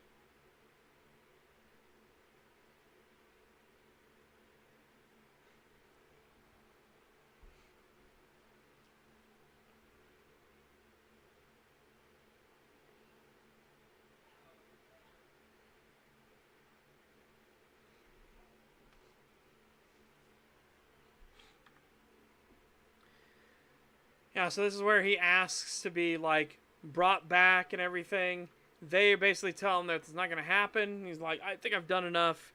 But the captain's like, we got standing orders. No one is to do that. No one's to go down there. We can't risk sending another diver. We can't do anything. Yep, can't risk any more dives. What about the mission?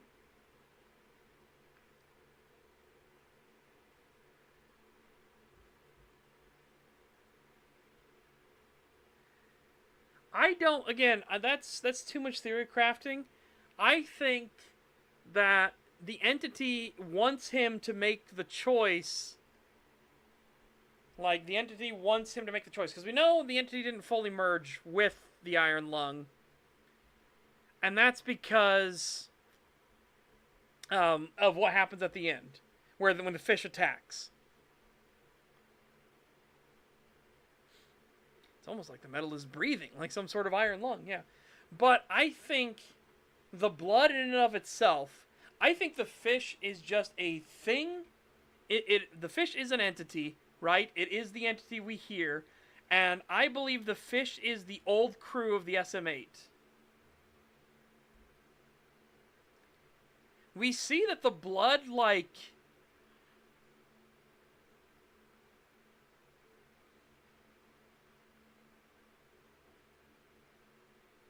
We see that the blood, like, merges things together. It's very, very strange. It gets into how the ending happens, where Simon becomes a fucking tree. Spoiler alert, Simon turns into a tree. He merges with the seed. How do you know about that ship? It had letters on it I can read. Yeah, and now because he found the SM-8, that is, like, unbelievable. The SM-8 went missing. It had all the technology because it was not a disposable sub.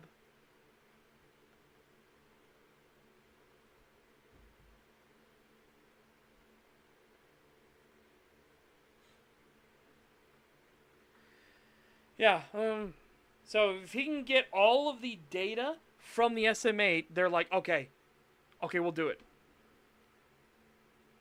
So she gives him the credentials so he can log in. And if he can actually get all the SM-8...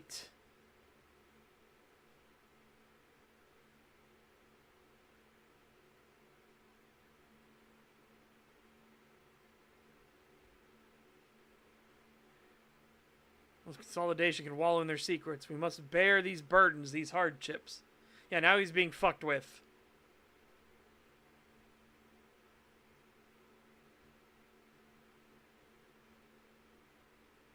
He's being fucked with again by the voices. Didn't even get to watch the movie stream. You didn't? Oh. Well, take care, Angel Boy Scout. But basically, he's going in to go get the black box. He's been given the stuff, and this is where we start seeing the blood is doing weird shit. Like, it's making things inside. It's oozing. It's obviously making, like, organic material inside the submarine.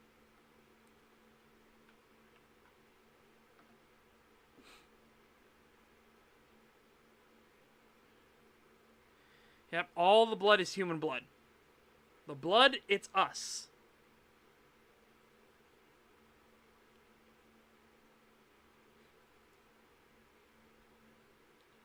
So 116, 520. We only saw with the samples we took from near the light a fragment of what caused the quiet rapture. Zamitzi Paradise, yeah. And then there it was again. The suddenly, as the blood is oozing in and like creating things, suddenly, boop, he gets more oxygen.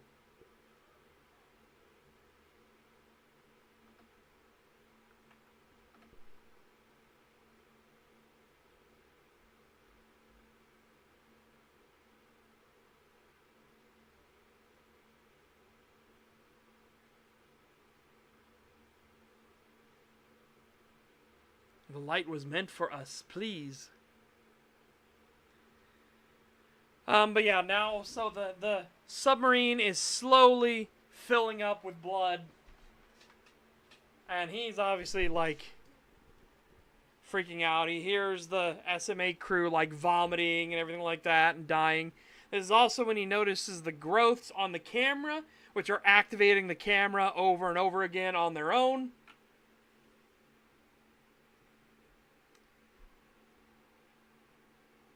And so he's like, okay, well, I'm getting the fuck out of here.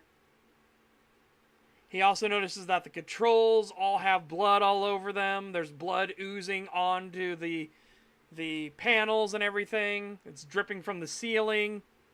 It has, like, razors in it. It's like turning into coral. Oh, I did it again. I fucking hate this stupid.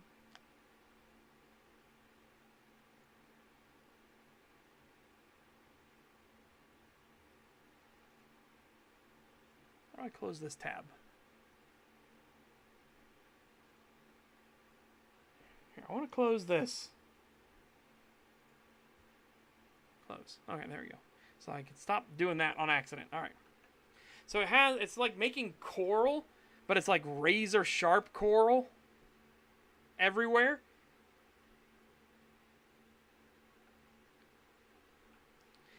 Yeah, and Simon's not having a good time. He's straight up not having a good time.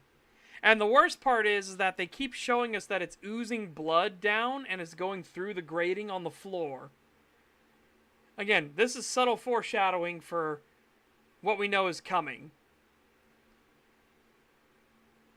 Yeah, like, look, it's literally like growing blades out of it. And then one drop of blood lands, hits him on the forehead, and splits his forehead open. It just cuts him.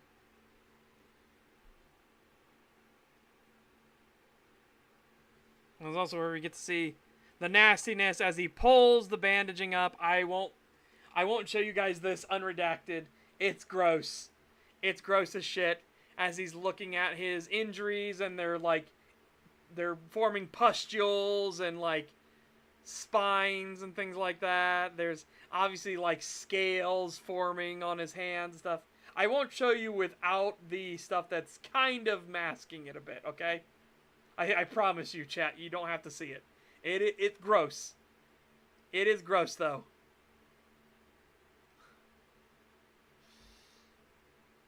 Yeah, he's even got like a little thing of bone like starting to grow out of his skin.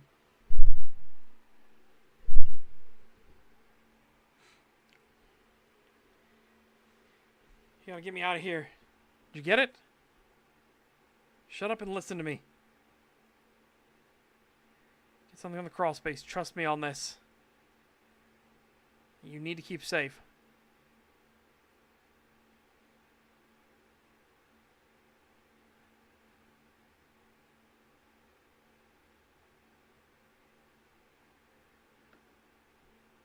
More. You had to drag her down to hell with you. Again, Ava actually did. She actually came down. She came down to help him. She is actually in the blood with Simon now.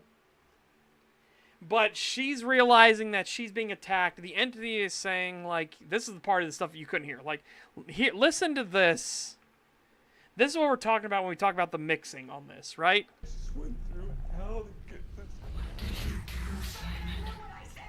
Doesn't matter anymore. To finish the plan, you are the only one that can. Everything is. No matter what happens, that data needs to survive. If any of this. Do you see what I mean by, like, the layering of stuff? It's so fucking hard to make out what's said. Now that I have the subtitles, I can hear it, right? Now that I have the words being spoken, I can understand more of what she's saying. But without that, like, oh my god, trying to understand anything was brutal.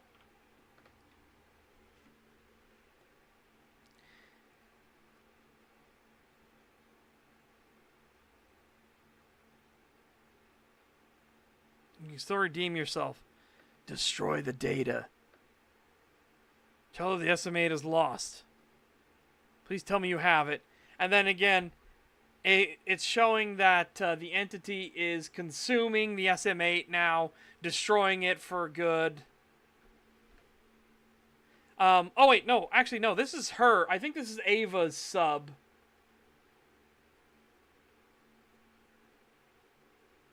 Like, I think this is Ava's submarine that is currently being consumed by the fish.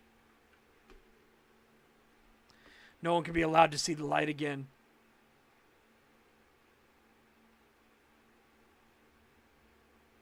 Not everyone gets to be saved.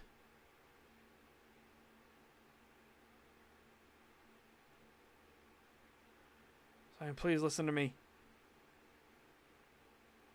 It's worth it. You deserve your freedom. And I'm sorry that I can't give that to you. But it's worth it. It's more than me. It's more than you. It's bigger than a black box. It's in the crawl space. Yep, and then crunch. The fish eats Ava. Ava is now dead.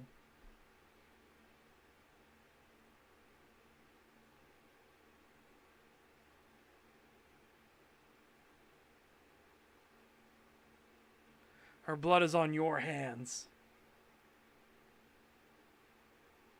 How many more bodies would you climb over to save yourself? Always thinking of the life you'll never get back. Thinking of a mother who wouldn't even recognize the killer she spawned. Or maybe she'd be proud. Is death the only thing she taught you?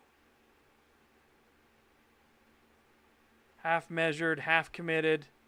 Never enough. And this is when he, like, again, the entity picked the wrong. He has had enough of this.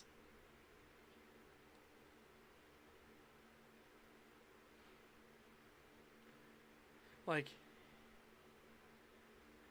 piece of shit that doesn't know it's dead.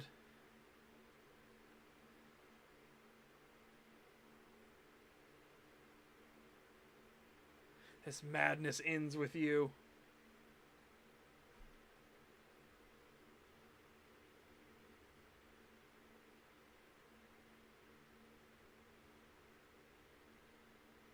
Yeah, so then he decides to ram it, and because he has the grapple, like, he takes a big old chunk out of the fish, and the fish is freaking out. And then he rigs it up so that it's going in reverse as fast as it possibly can to give him time to get to it.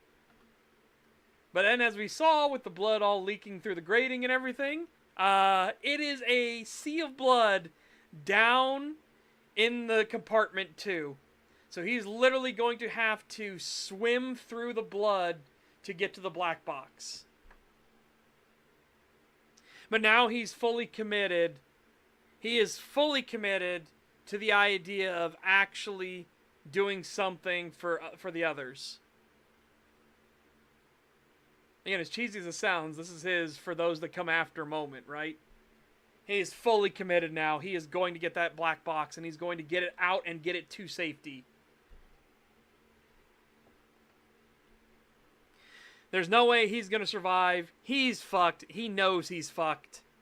There's nothing he can do. There's no way he can survive this. But he is going to get the black box out and make sure. Being a hero is hard, especially if you're a dead hero. Yep. Yeah, he fully understands what he's doing. He goes and gets up there. He's starting to tie it to the life preserver. Buckles it all in, gets it all tied together, and now we're really, like, you thought the wounds were nauseating. Now we're really going to start to get into the body horror. Because the blood is now, like, fully corrupting him.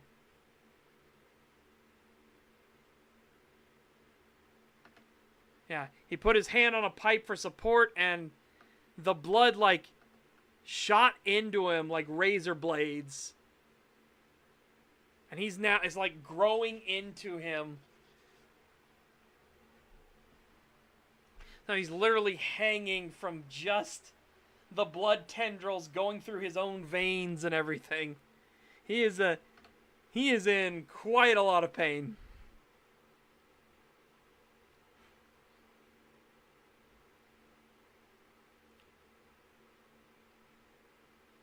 But he manages to rip his one hand off. And then he's got to put all of his weight into the other one. Put both his shoes up, and it literally, like, shoots across, and he realized that his hand and arm stayed behind.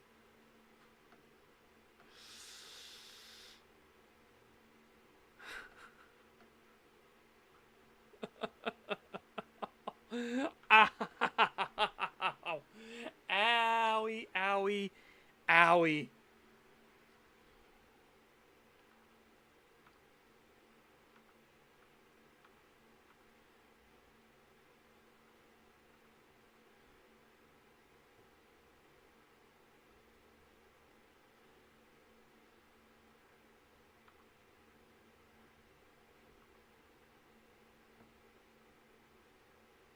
You saw the horror of it. What did it see in you? Yeah, this is all the stuff that I had no... This is all the stuff I had no way of hearing before. Listen to how garbled this all is. It's more than me. It's more than me.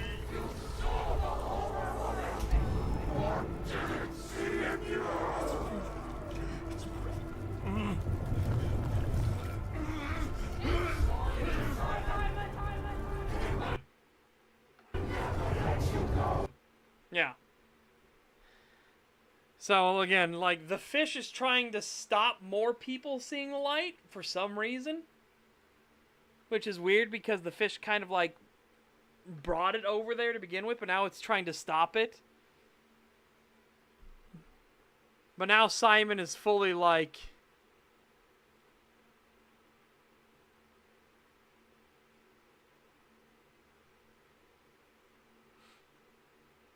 Yeah, the fish bites into the sub. It's starting to crunch and squeeze. You changed everything. Your ship is alive. Can't you see this is a mercy? And he's just like, nah, fuck it. You want the butcher? Fuck it. God, do you know how much that would hurt? Imagine something just bashing your teeth. You know what I mean? And breaking them.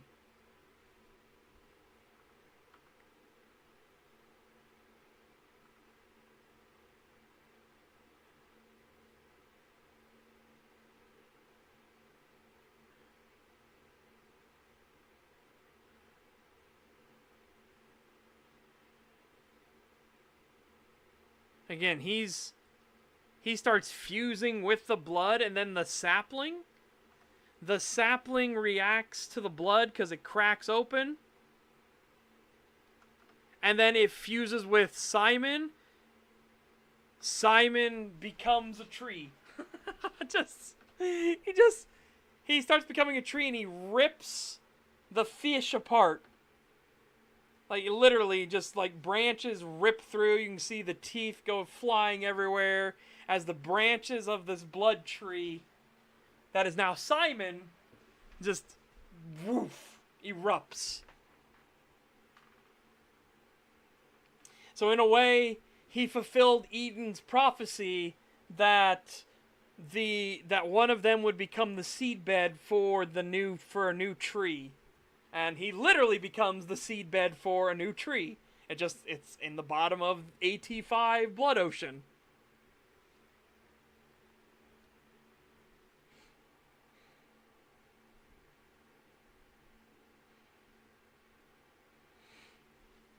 And then we come to a very hopeful ending. Because the data is now up at the top. It's now floating. The salvage ship sees it, and they're getting a ping off of the recorder. Bam. That's the ending. Bam. Chat, I'm going to let you sit on that for a second. I'm going to go get myself some food. I've got some more chicken Alfredo waiting for me. I'm going to get myself some chicken Alfredo. I'll be right back. And then we will discuss everything. Like I said, this went really quick because we didn't have to like dissect everything and talk about why things are broken or why they don't work. Again, the big criticism is just the audio mixing, and not the audio mixing of everything, right? It's the voices. The voices are stilted. You really need subtitles. Really, really need subtitles to hear everything. But then once you can read the words, you can actually hear it better, which is funny how that works. Anyways, Peter B. Momento.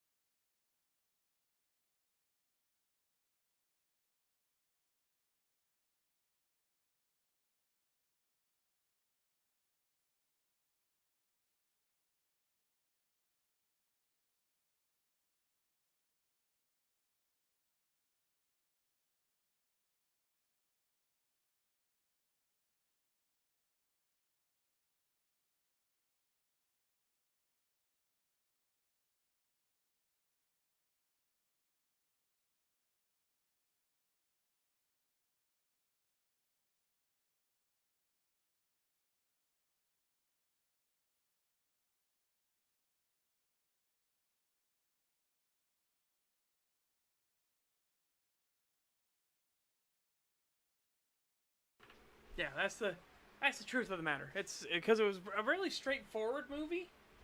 It was just a good, solid movie, right?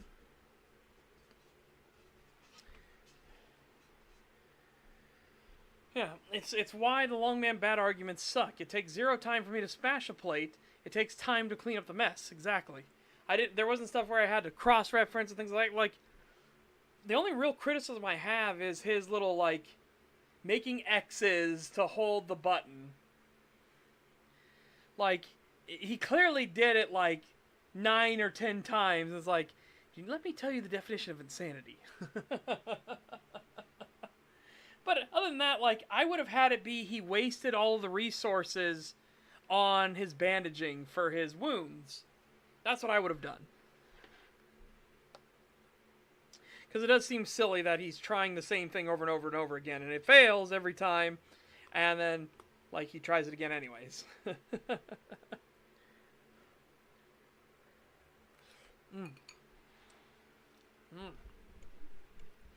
Oh, this Alfredo is so good. Yeah, chat. Again, like, there's just not a lot, because I don't have to go in and explain why something doesn't work. Right? We don't have to go in and be like, hey, that doesn't fucking work. That's a or like, that's a plot hole or anything like that. We don't have any of that. It's a very straightforward and simple movie. It is a slow burn horror. The slow burn Lovecraftian horror, specifically.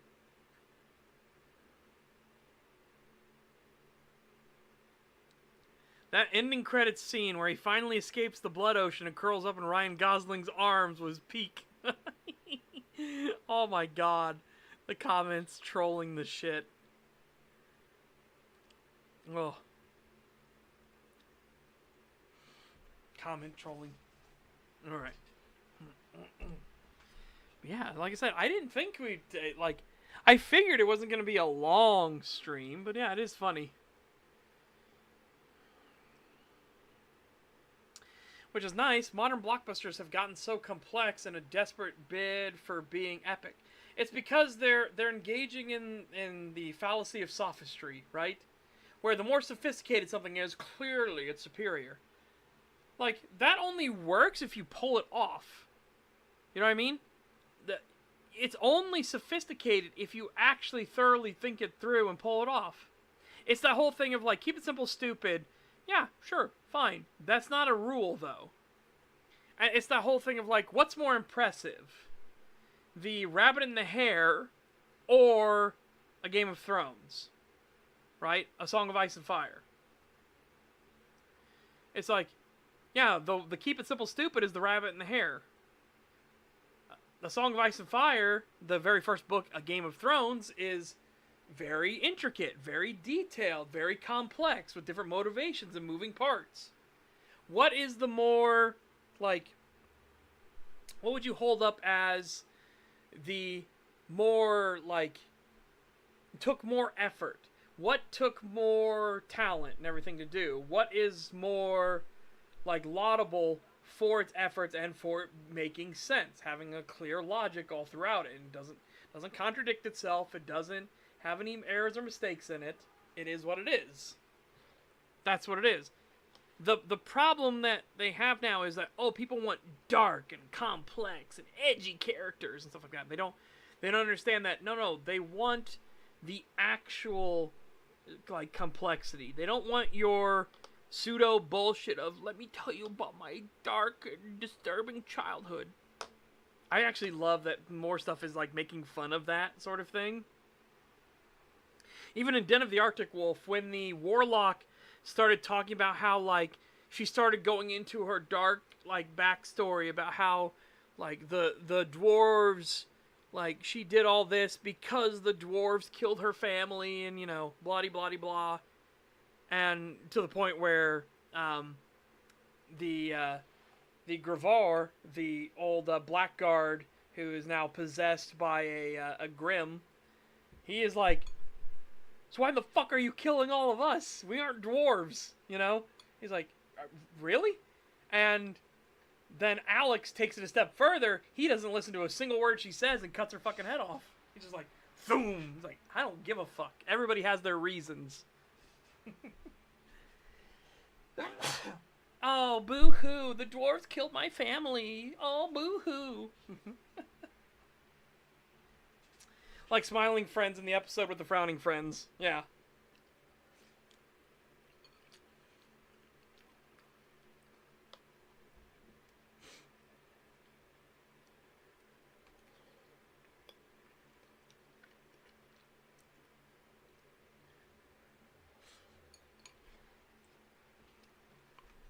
Mm.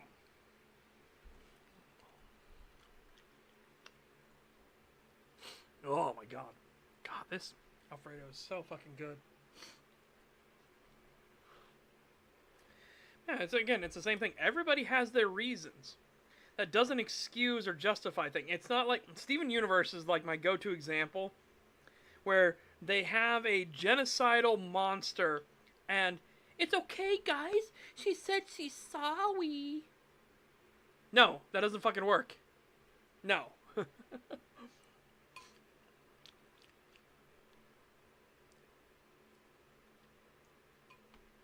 Yep.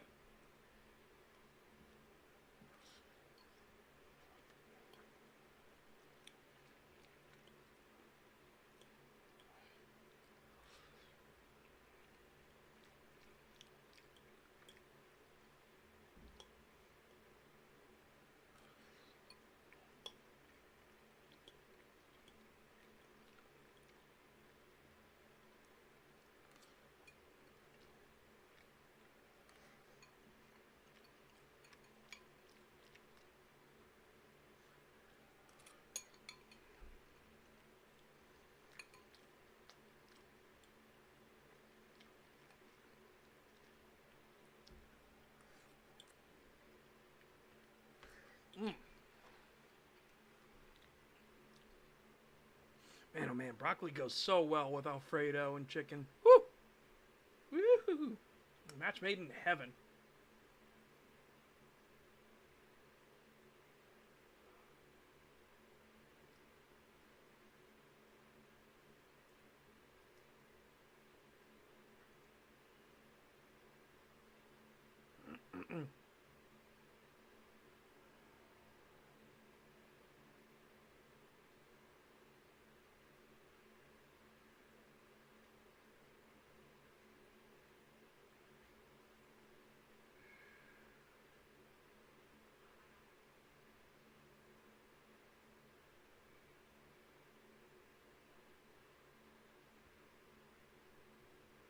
I'm assuming it's a bot, yeah. That made sense.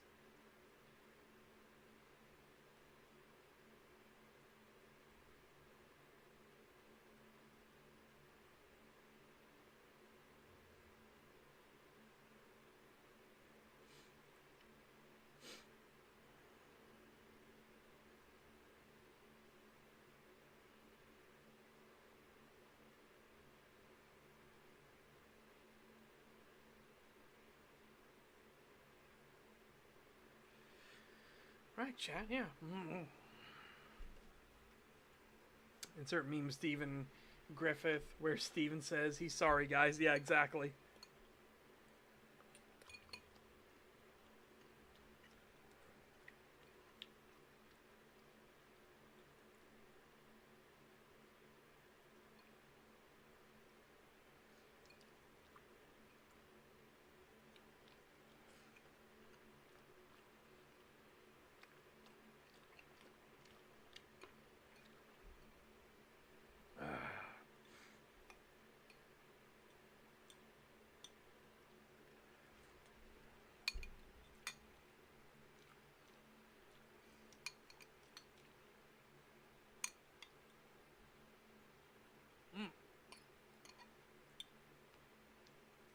So I need to get...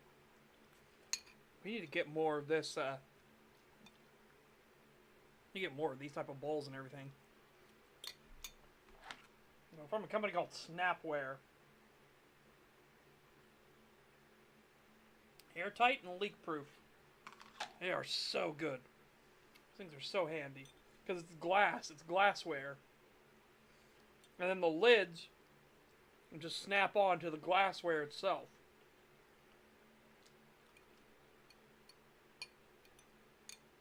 Such a good design.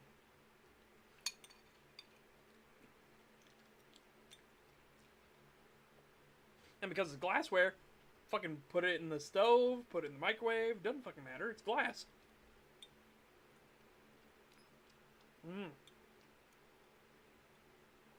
God, that's so fucking good. Oh.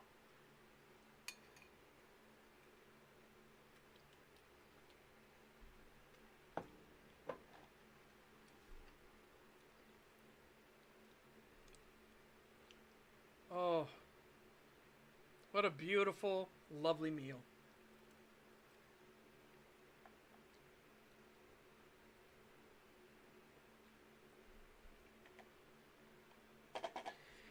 It's less retarded in the U.S., but there are major companies trying to buy out all the family farms, right?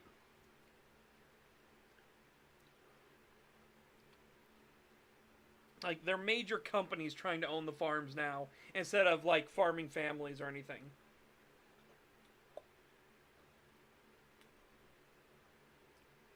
And it doesn't even get into Monsanto, who literally, not figuratively, literally engineer starvation. That's why all of our current crops, modern crops, have less nutrients and less flavor than old crops did.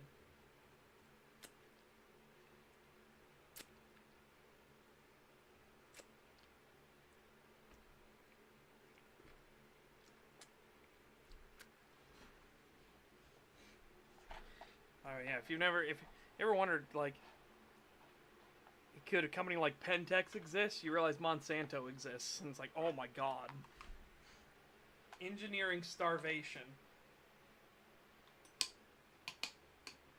Because if people are starving, they'll need to eat more of the product. And they need to eat more of the product because we made it less nutritious. By design.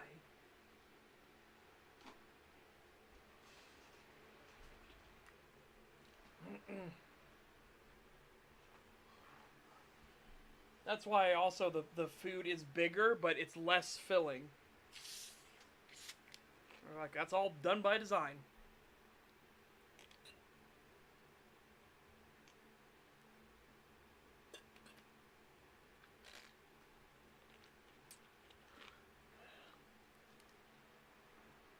And see, here's the other aspect of it, too. You can't get your seeds from anyone else. There is no competitor to them.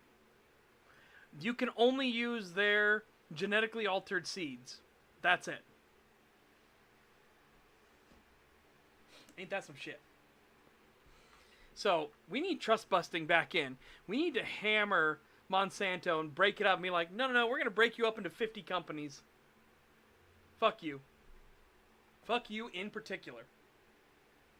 We're breaking up into 50 companies, and we're going to make it to where, like, hey, whoever gives us the most nutritious one is the one that's going to keep most of the money.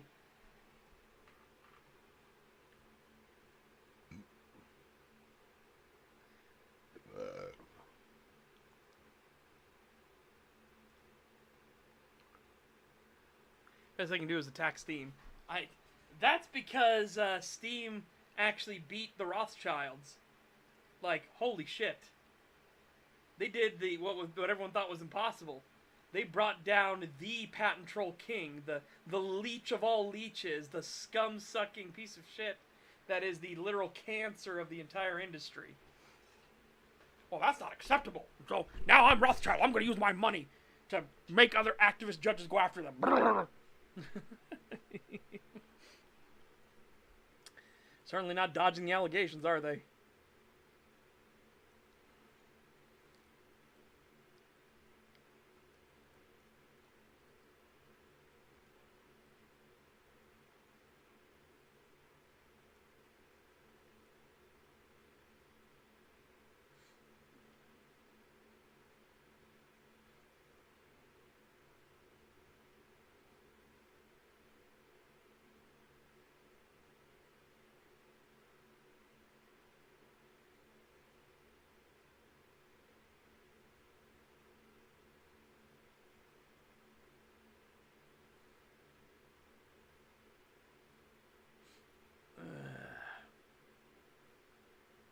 Rothschild kneel to Newell. It's funny, everybody's like talking about how like, oh, how dare Steam make the Steam frame now cost so much. It's like, they don't have a fucking choice. Dude, you know how much, because what Nvidia and Intel and everything, they're all scheming to jump in on the AI bandwagon. They're desperate. Oh my god. They are desperate to make sure the AI bubble doesn't explode, but it's already fizzling away. People are so sick of AI. Like, they are so ready for AI to be like gone from everything. And thank God too. Alright, I am sick to death of AI.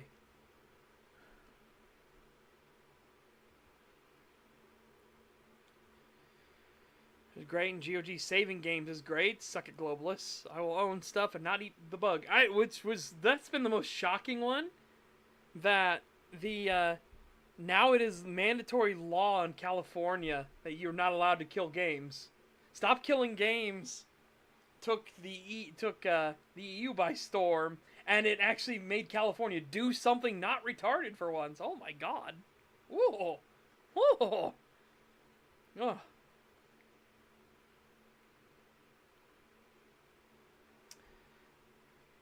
No, again, I don't care if you do it for meme fodder. Like, that stuff's meaningless. What I hate is that companies are doing it. Companies. Like, Amazon. Amazon using AI for, like, all of its advertising and for the Fallout show. That disastrous, like, monstrosity that desecrates all the games have and everything.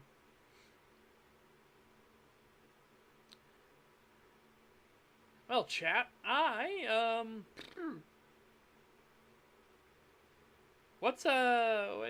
we should probably do something, right? I can like do something for 30 more minutes. Oh yeah, Coke using AI for their shitty ads. Oh yeah, stuff like that.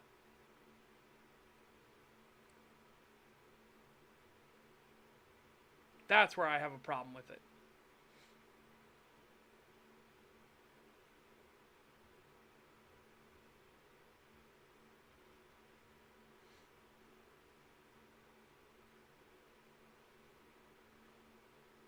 No, chat, I'll show you a game.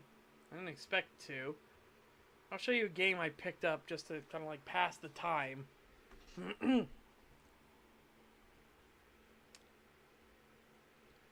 I need to check. When is the...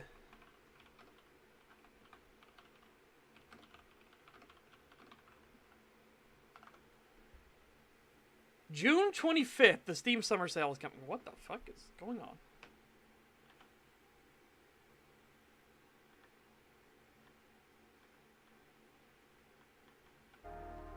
Alright, there we go.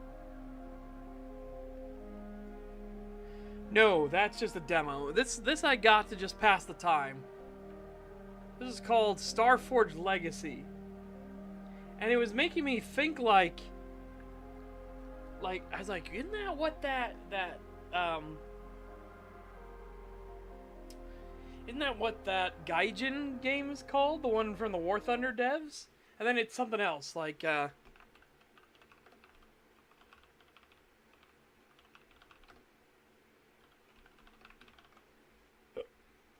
Star Conflict is what it was called. But it has such a similar aesthetic to it, but yeah. Like, look at these.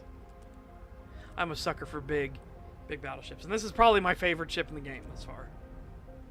But this is a survivors roguelite thing, where it's kind of like a little bit of FTL mixed in with it. Not much, but I'll show you. I don't think I can do hard difficulty yet. I'll give it a shot. Fuck it. We don't want this to go long. This is kind of like what you have, right? And you're going up to fight the Admiral.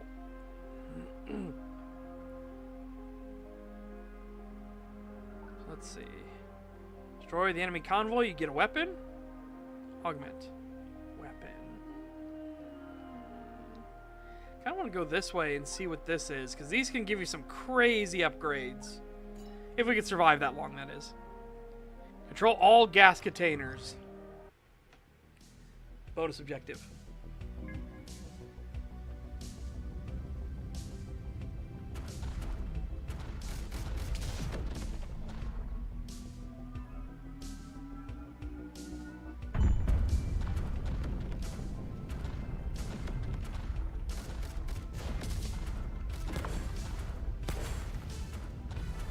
I think I made a bad call on that one. I shouldn't have done that.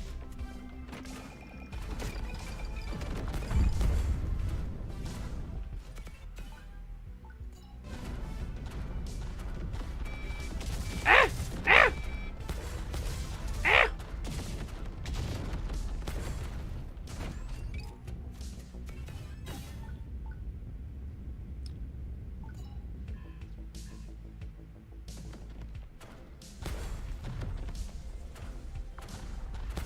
Yep.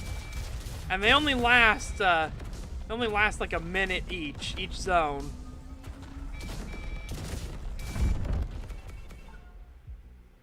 Oh hell yeah, that's incredibly handy. Oh!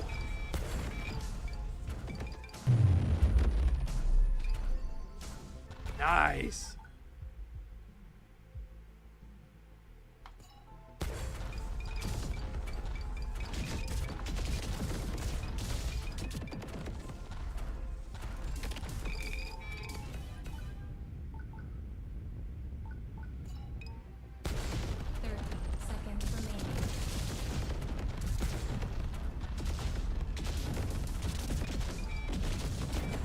Ah, there's 2 ships left. 1 ship left. Where is it? Where is it? Where is he? I need to figure out where the 1 ship is.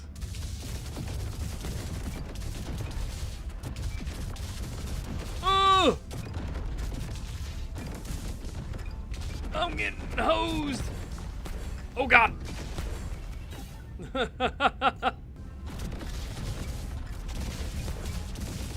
Woo! We survived! We survived! Oh my god. Hard difficulty is a big step up from what the base game, what the base difficulty is.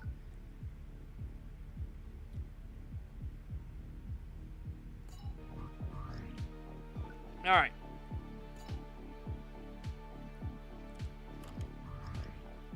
I want to see what this is. Because this is where you get, like, these.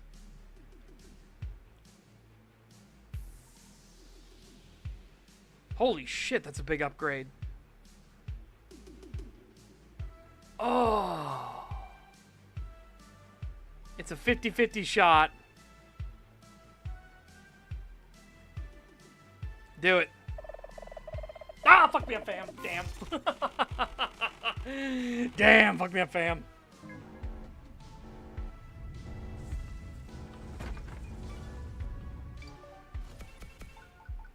Okay.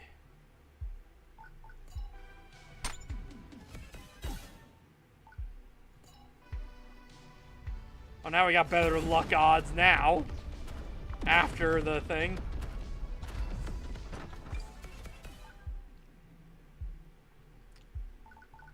That's just the way of it, isn't it? That's how it always works.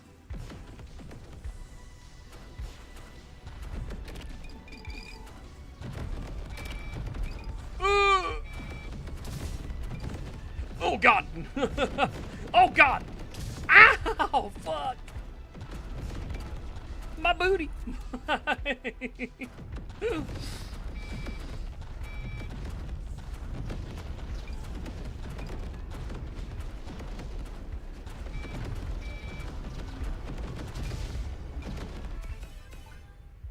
Oh. If you're not taking risks, why play roguelite? Exactly. Exactly. There we go. That's a good fire rate increase.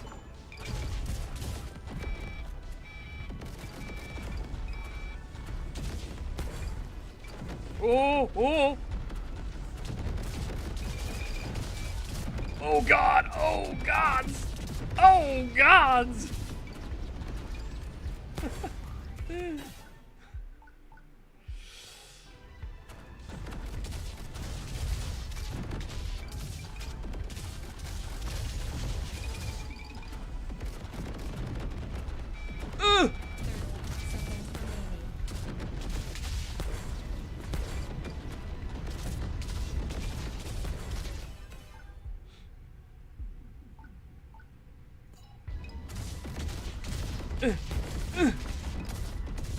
Wiggle!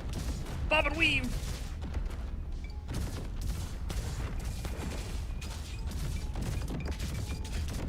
Oh my god! No!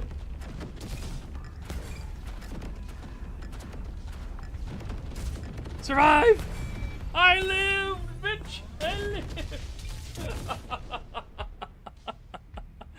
Oh my god! I lived, bitch! Oh.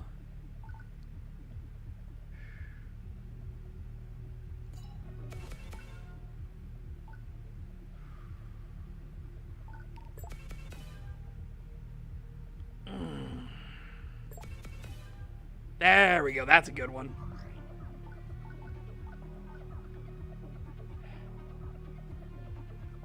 Stasis pulse laser.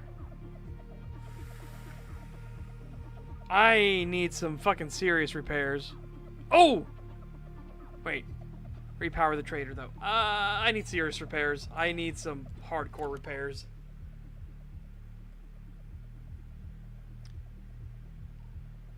Yep, give me some extra shields. Some dodge and movement. Range. Ugh, that hurt. That hurt. That hurt a lot. Thank you. That's appreciated.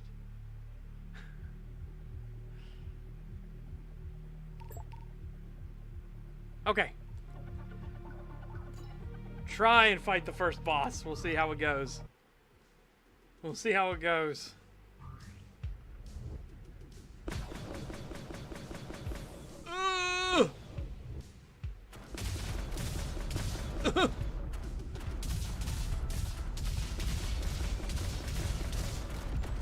Get him! Get him!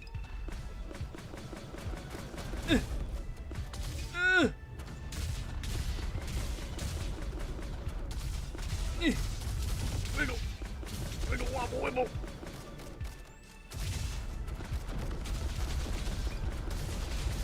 Ah.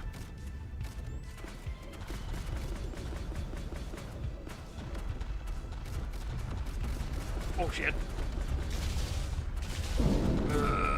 Wibble, wobble, wibble.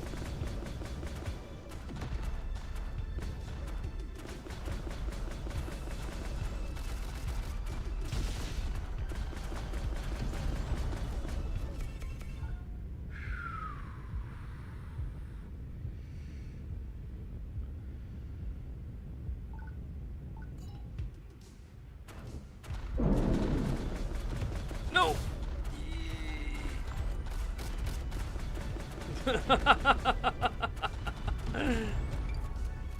Oh shit.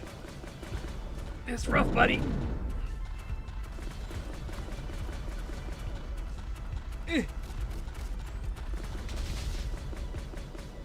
Oh god.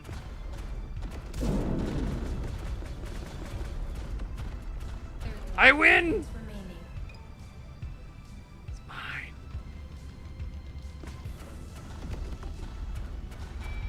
Oh god. Ow.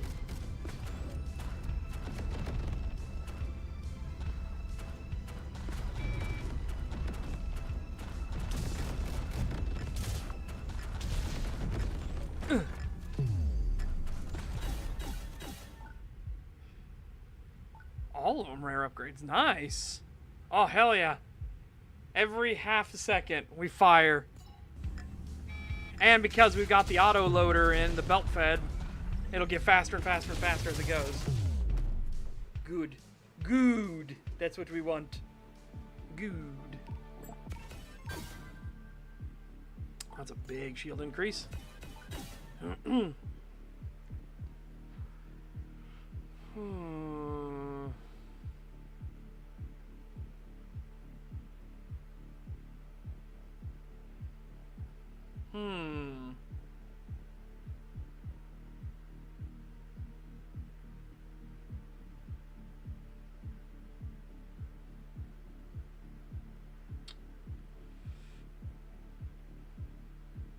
I'm gonna try the breacher railgun. Oh! Potential up here. Prototype gun. Prototype gun.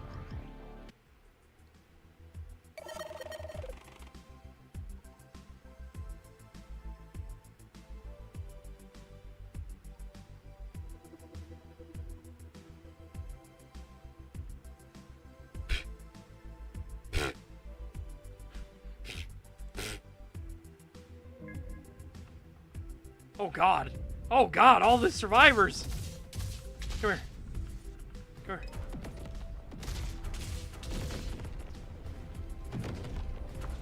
Ugh. Reach through.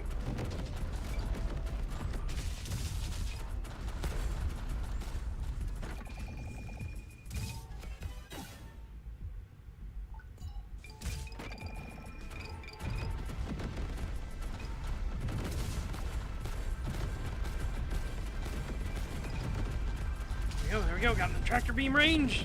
Let's go. Hell yeah, 3% increased speed now.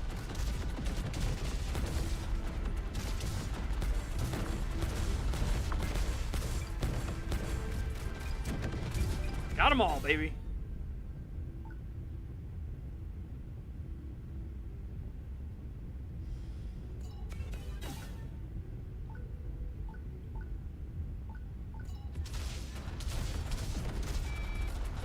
Ugh. There you go. Go right through them. Go right through them, baby.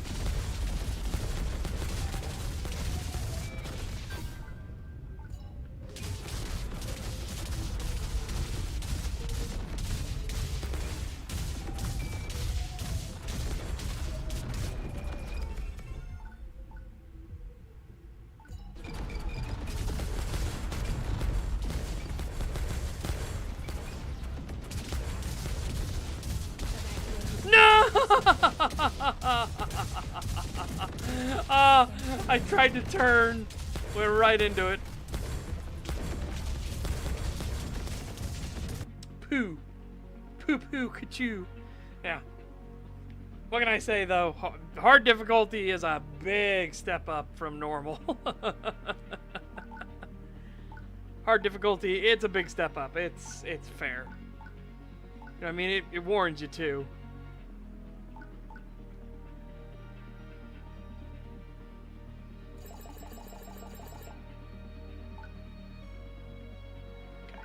That 100% for fucking sure.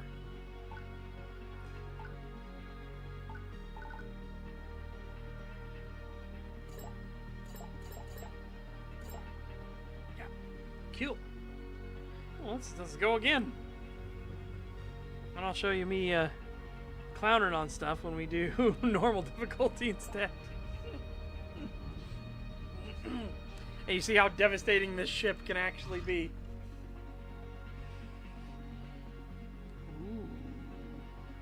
Ooh, fun times.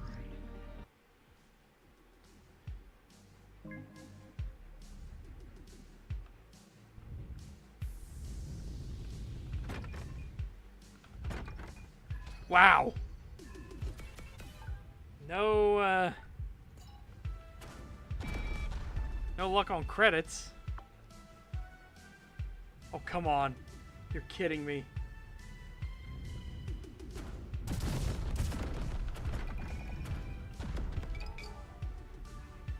Come on, where's some more? Where's some more? Where's some more? I need some more. Get him! Ramming speed! I got it!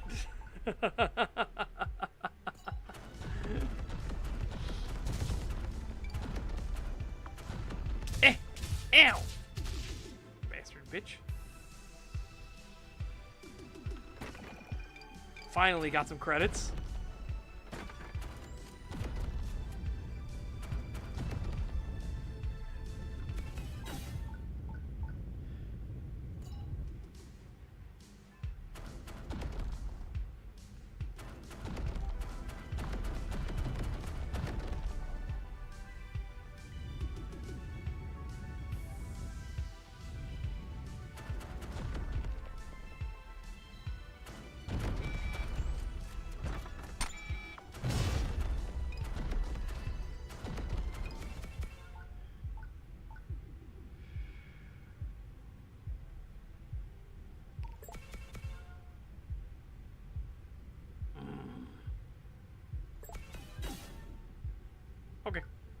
That's nice. Oh, defense protocol would have been nice too.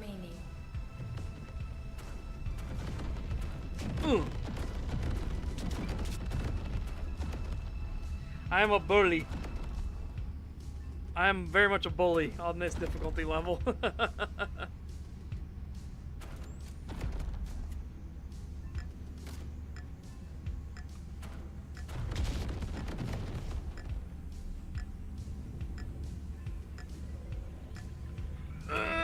Oh!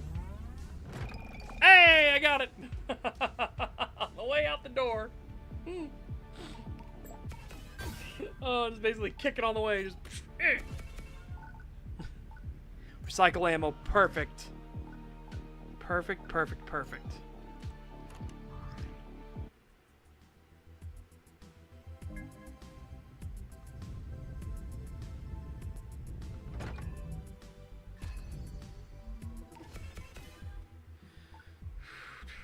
Pick up range.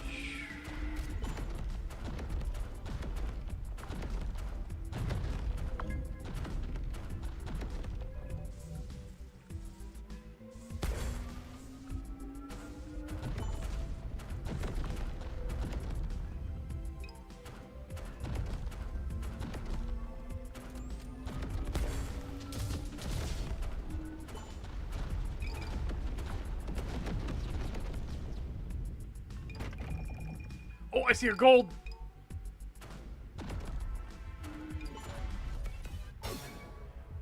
Oh, hell yeah.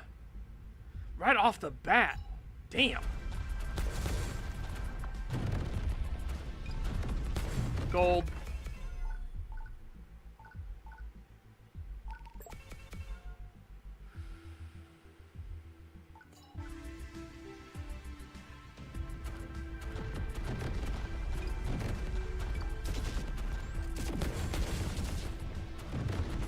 You see that thing pulsing?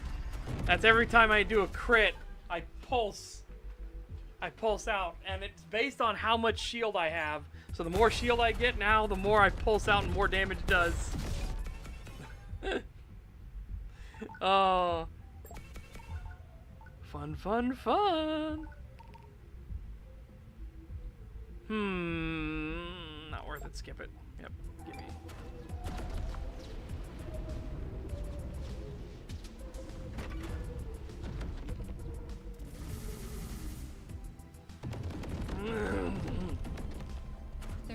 Seconds remaining.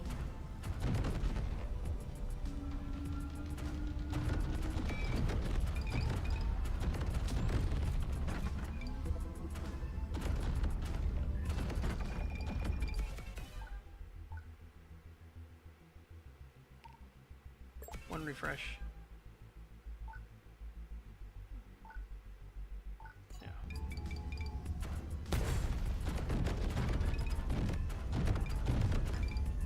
See now, look how devastating we are.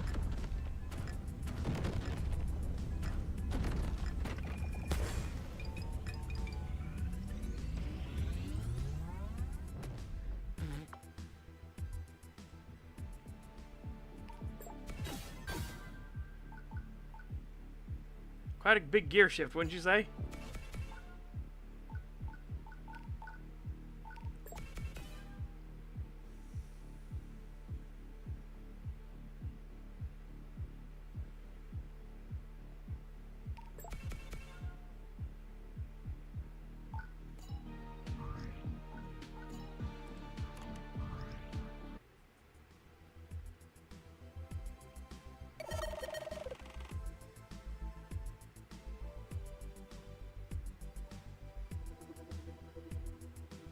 Augment drops better for us. Oh my god, we failed it. Owie.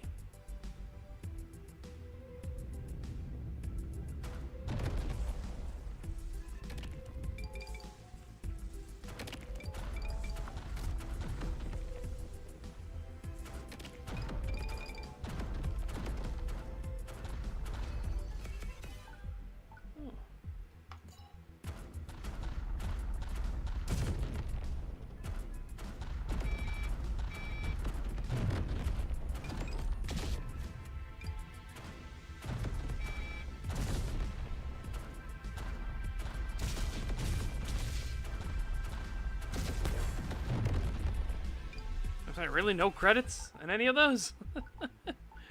uh,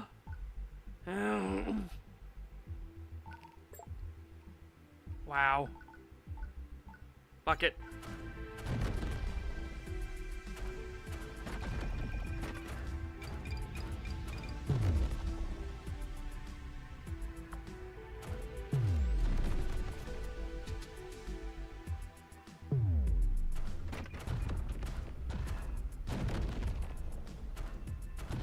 Yep.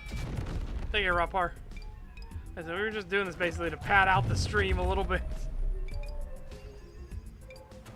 It's gonna be a heck of a. It's gonna be a heck of a early leave on that one.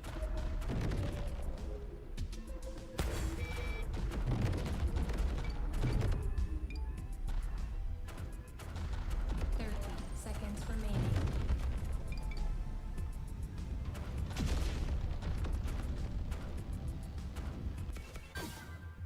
Oh my god, look at that. Crit damage, range, crit chance, and damage. And remember, whenever we crit, we do that beam zap.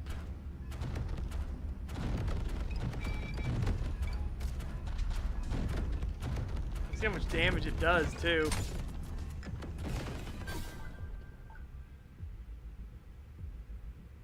Fire rate's good.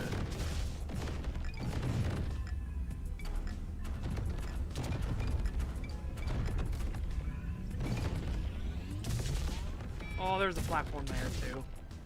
Bummer. That's okay. That's okay.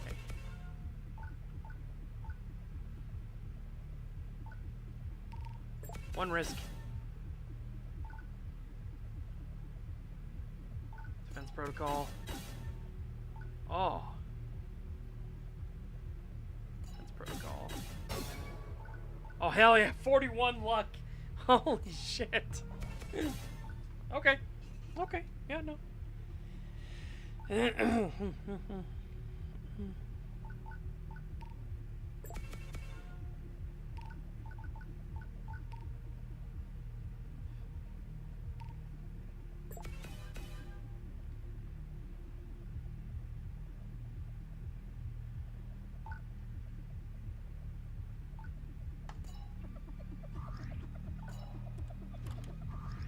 Oh, yeah. And then watch this. If I stay still... Look at his health. Move. Stay still. Just don't get bombed.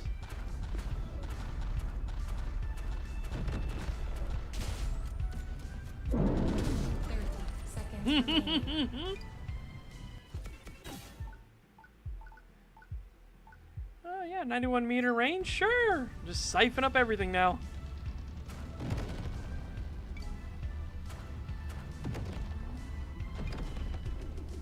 Does 531, my little beam split.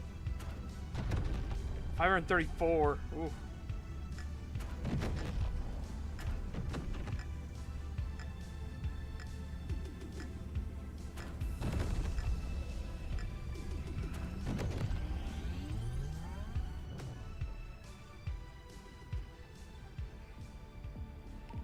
All right.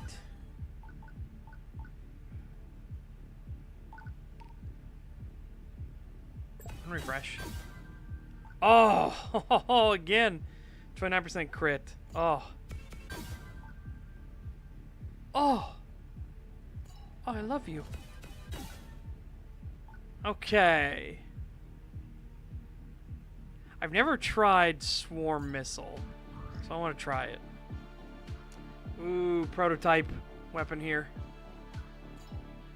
Oh, yeah, go straight ahead. What? No!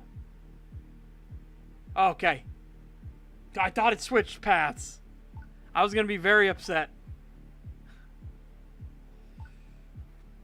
Fire rate gets way worse now.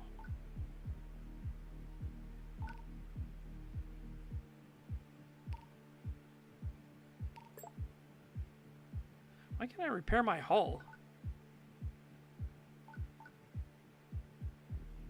A little strange to me.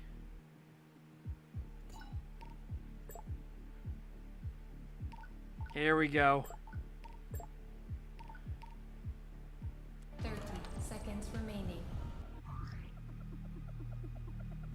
What a weird, like, it was supposed to go this way.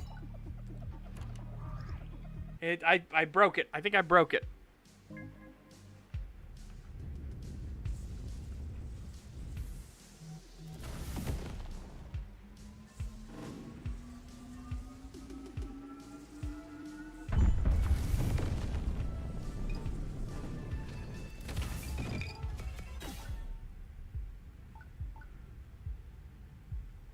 That fire rate's getting better. Like, that's actually usable.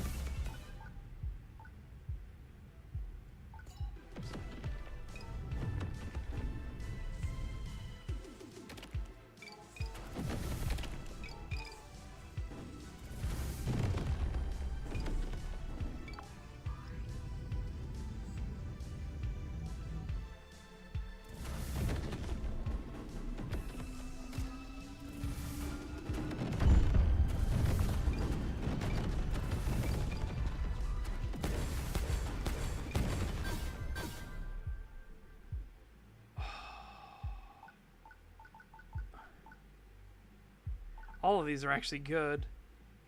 Or do this, because this gives us... Oh, man. Yeah, because that gives us 896 damage per one of these zaps. 910, actually. Oh, we must have gotten another level in the thing. Whoa!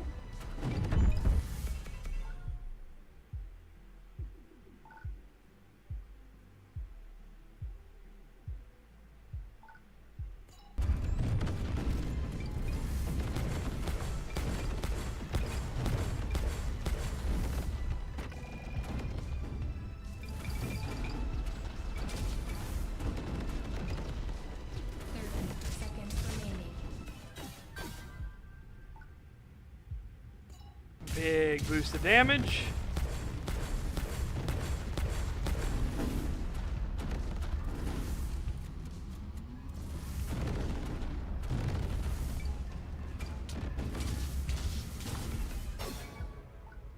Another huge boost of damage.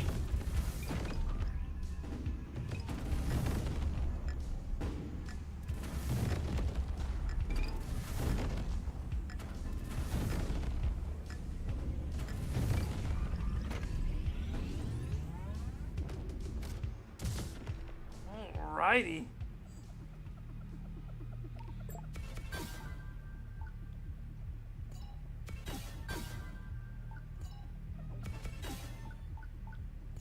Oh, hell yeah. And now I repair my shields too. Nice. Whenever I do anything, I repair the shield now.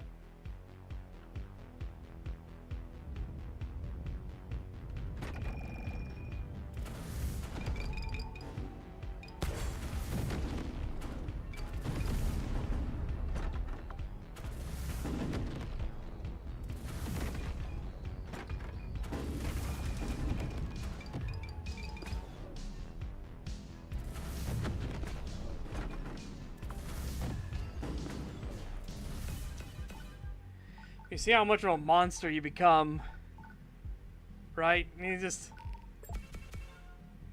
start getting more and more, like, horrifying. Especially this ship. This ship is crazy. Its defensive capability is nuts.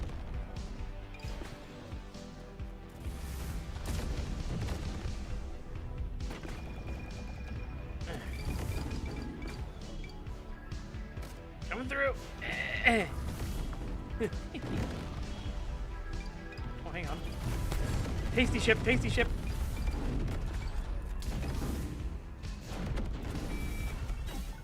Oh, he's trying to explode. Trying to take me with him.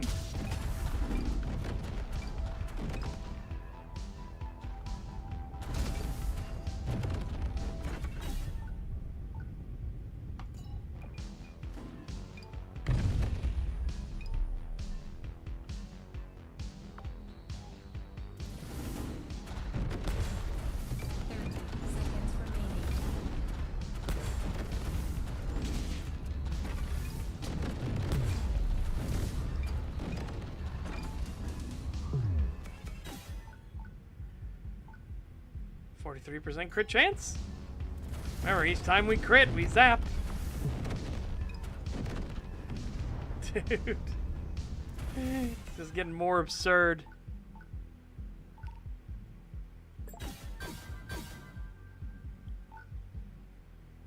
%30 chance to recycle ammo.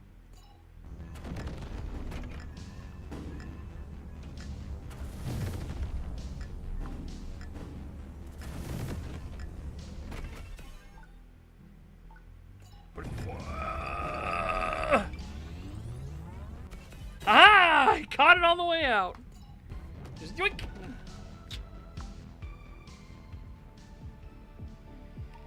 Yeah, this is a Starforged Legacy.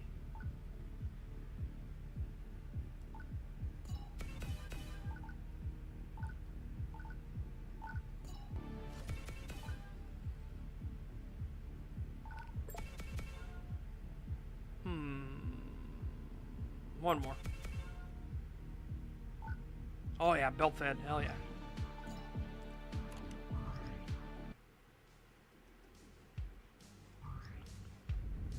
Let's watch how fast I can rip this guy apart. Stand still.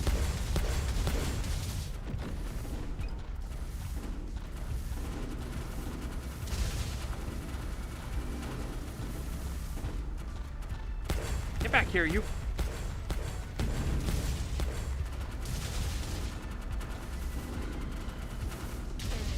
And he's dead.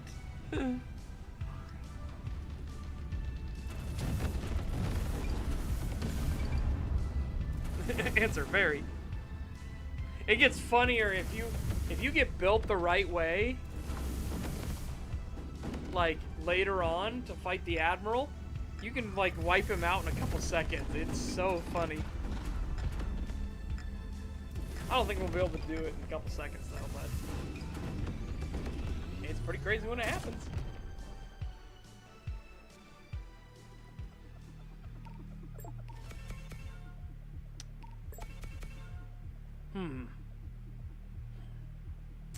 Yes, I see. XP gain. Ooh.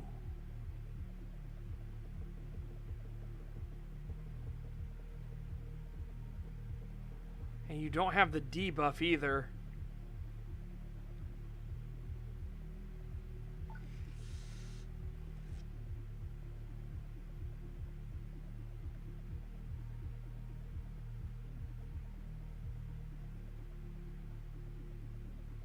Yeah, we'll do you, so we can probably build you up. And go up this way.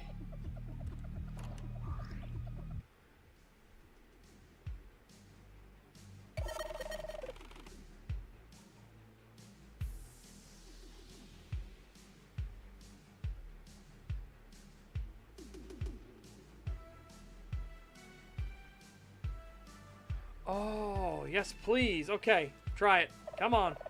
No, we failed. Are you kidding me? We have so much luck and we're that bad.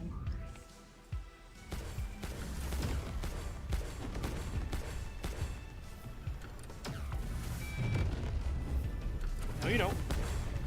No.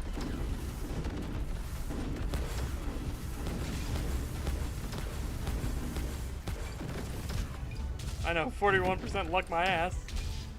That's feeling like, isn't it?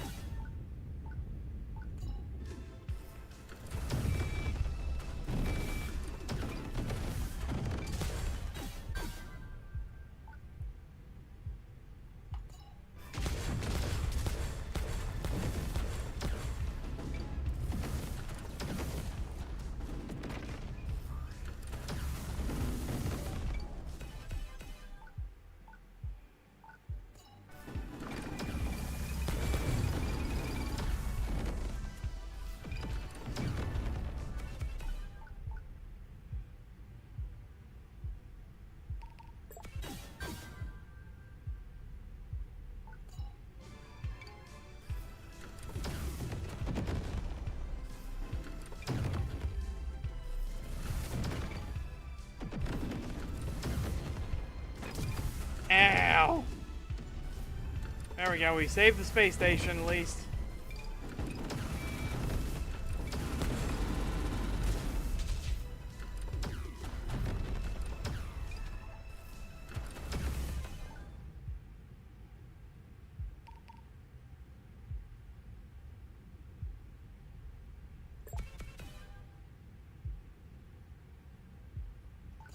Or 5% luck. Let's try it. Oh, hell yeah.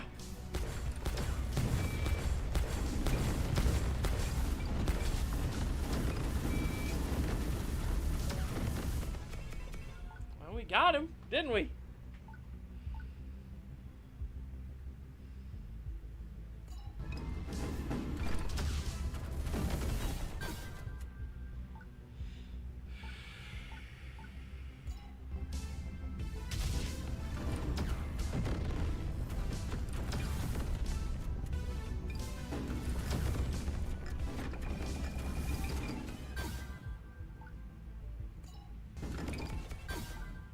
And defense protocol, nice.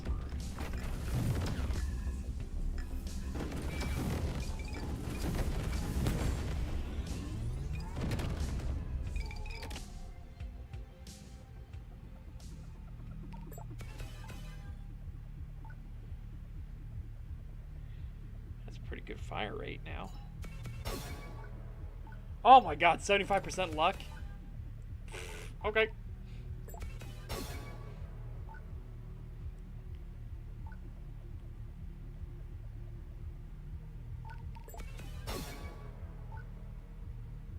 Shoot 5 extra projectiles on fire. Oh my god. And just raining missiles now. Run down the courier. You are so fucked, buddy. You got no idea. He didn't even know what hit him. He's just like...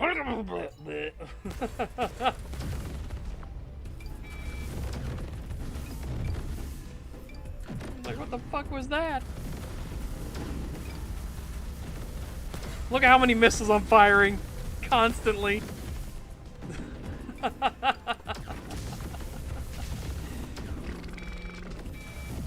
Missiles go brrrr.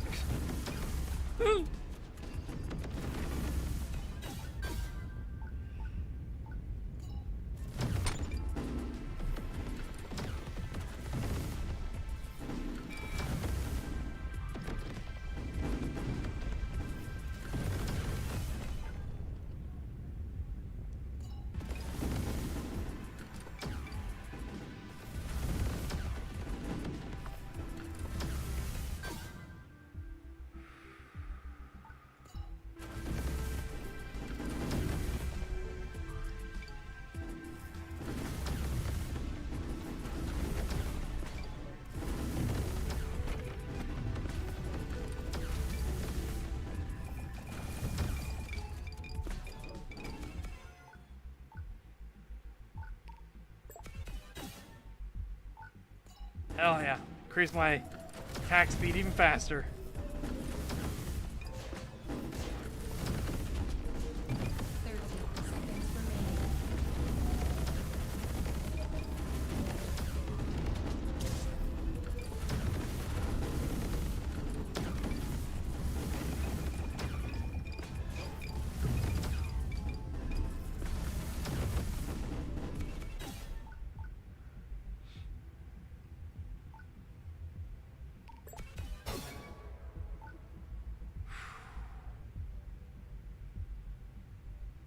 Fucking crazy.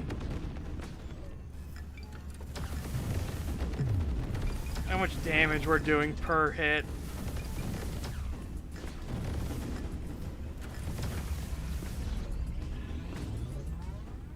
Just hoping I can reach the other box there. Like, give me that box. Give me that butt. No! Give me that butt. No!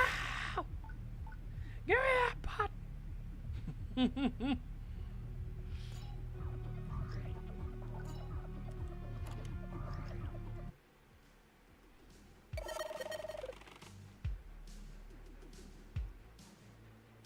That's a pretty big upgrade.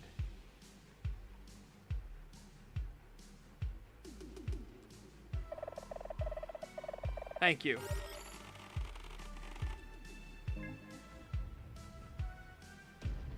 Where's the courier? Where's the courier?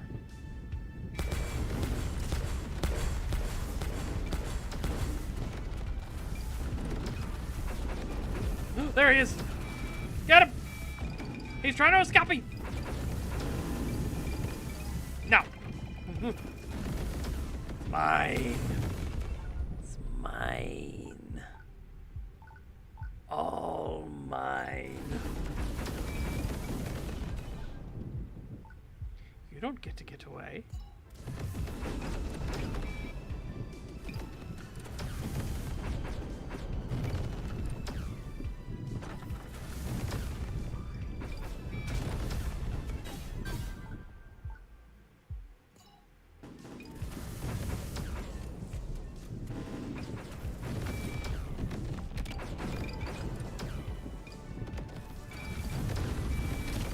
And I'm doing even more damage because I'm standing still.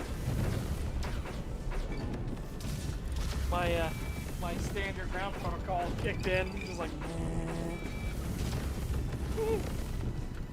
Hey, we got the Half-Life loadout. I can get the new upgraded ship that does beams. It's literally an oops all beams weapon.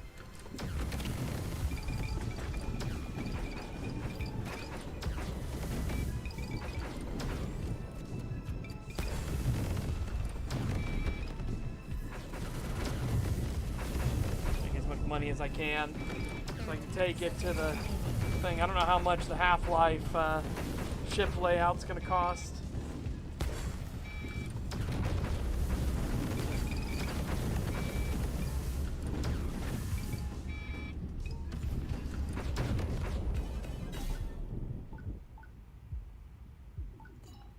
Any 1% luck.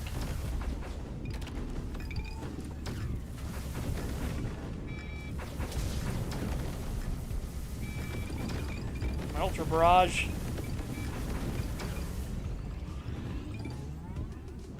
Ah! Didn't open up either box. No. Oh. No. It's going well. I'm just showing how crazy OP you can actually get.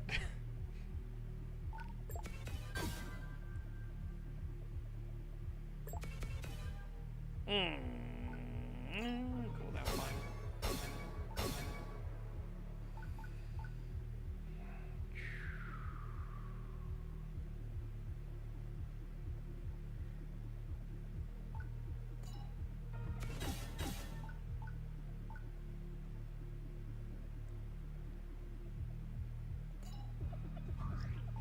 All right, let's beat up on the boss. See how fast we can do this. This is the final boss of the run.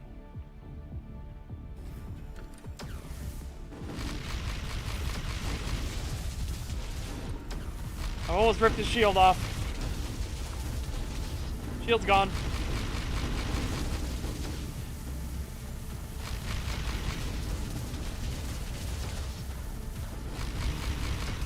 Boss is almost dead.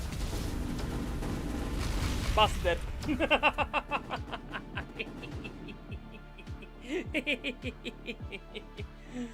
Oh. And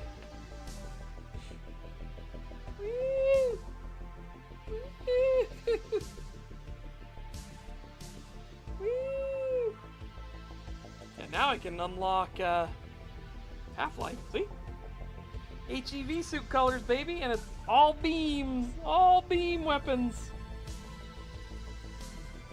Patient trails along every beam. Move, shoot, and the battlefield slowly dies around you.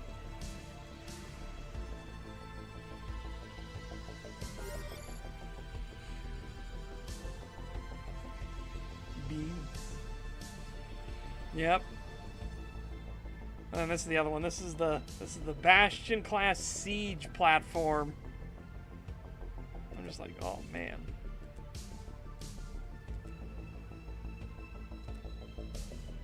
This has rail guns to start it.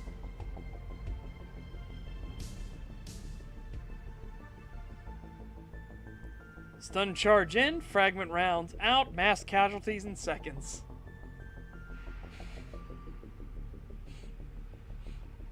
Alright. Skill tree.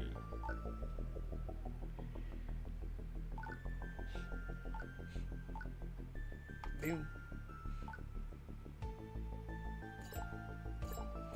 I'm already maxed! No! Alright.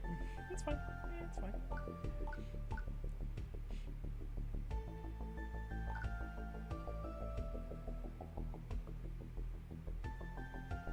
That's crazy.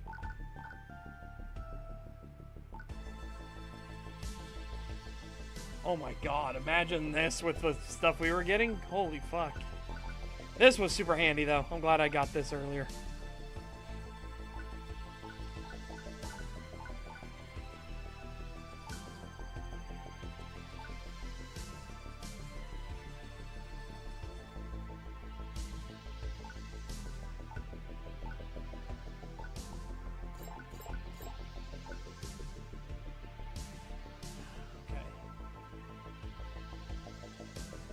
Ooh.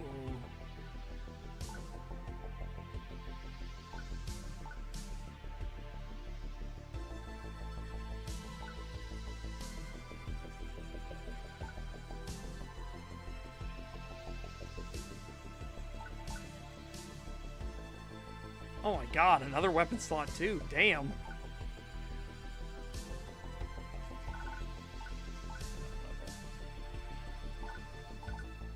Get that initial 5% in.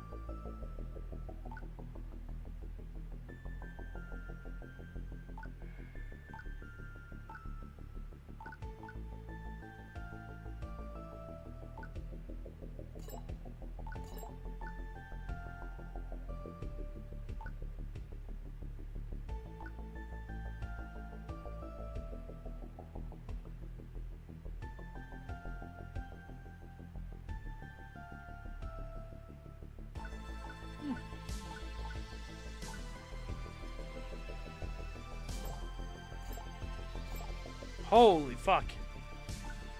Even just 20% more. Remember, we had 1,300 shield at the end of that. Whew! Woo! Casual 230 more. Why not? Why not? Or 260 more, sorry. Why not? Sounds fun. Oh, 2.3%?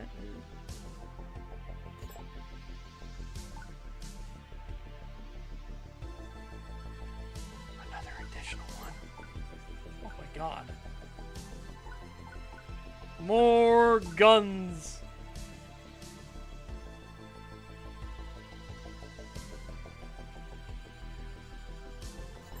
That's fucking crazy. With the ships we're using? That's fucking crazy. The ships I like to use, I should say.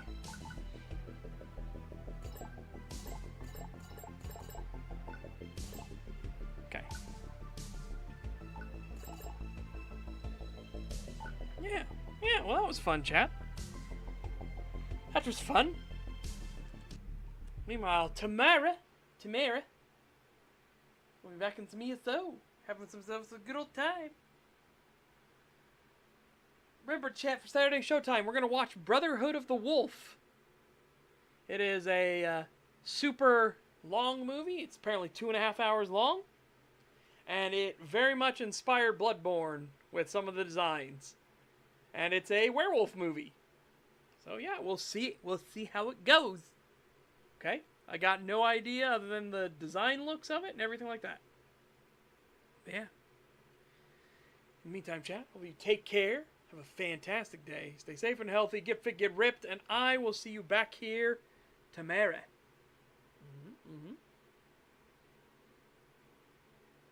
Oh, I can't do the eyebrow wiggle. Trying. Yeah. Bye-bye for now, everyone.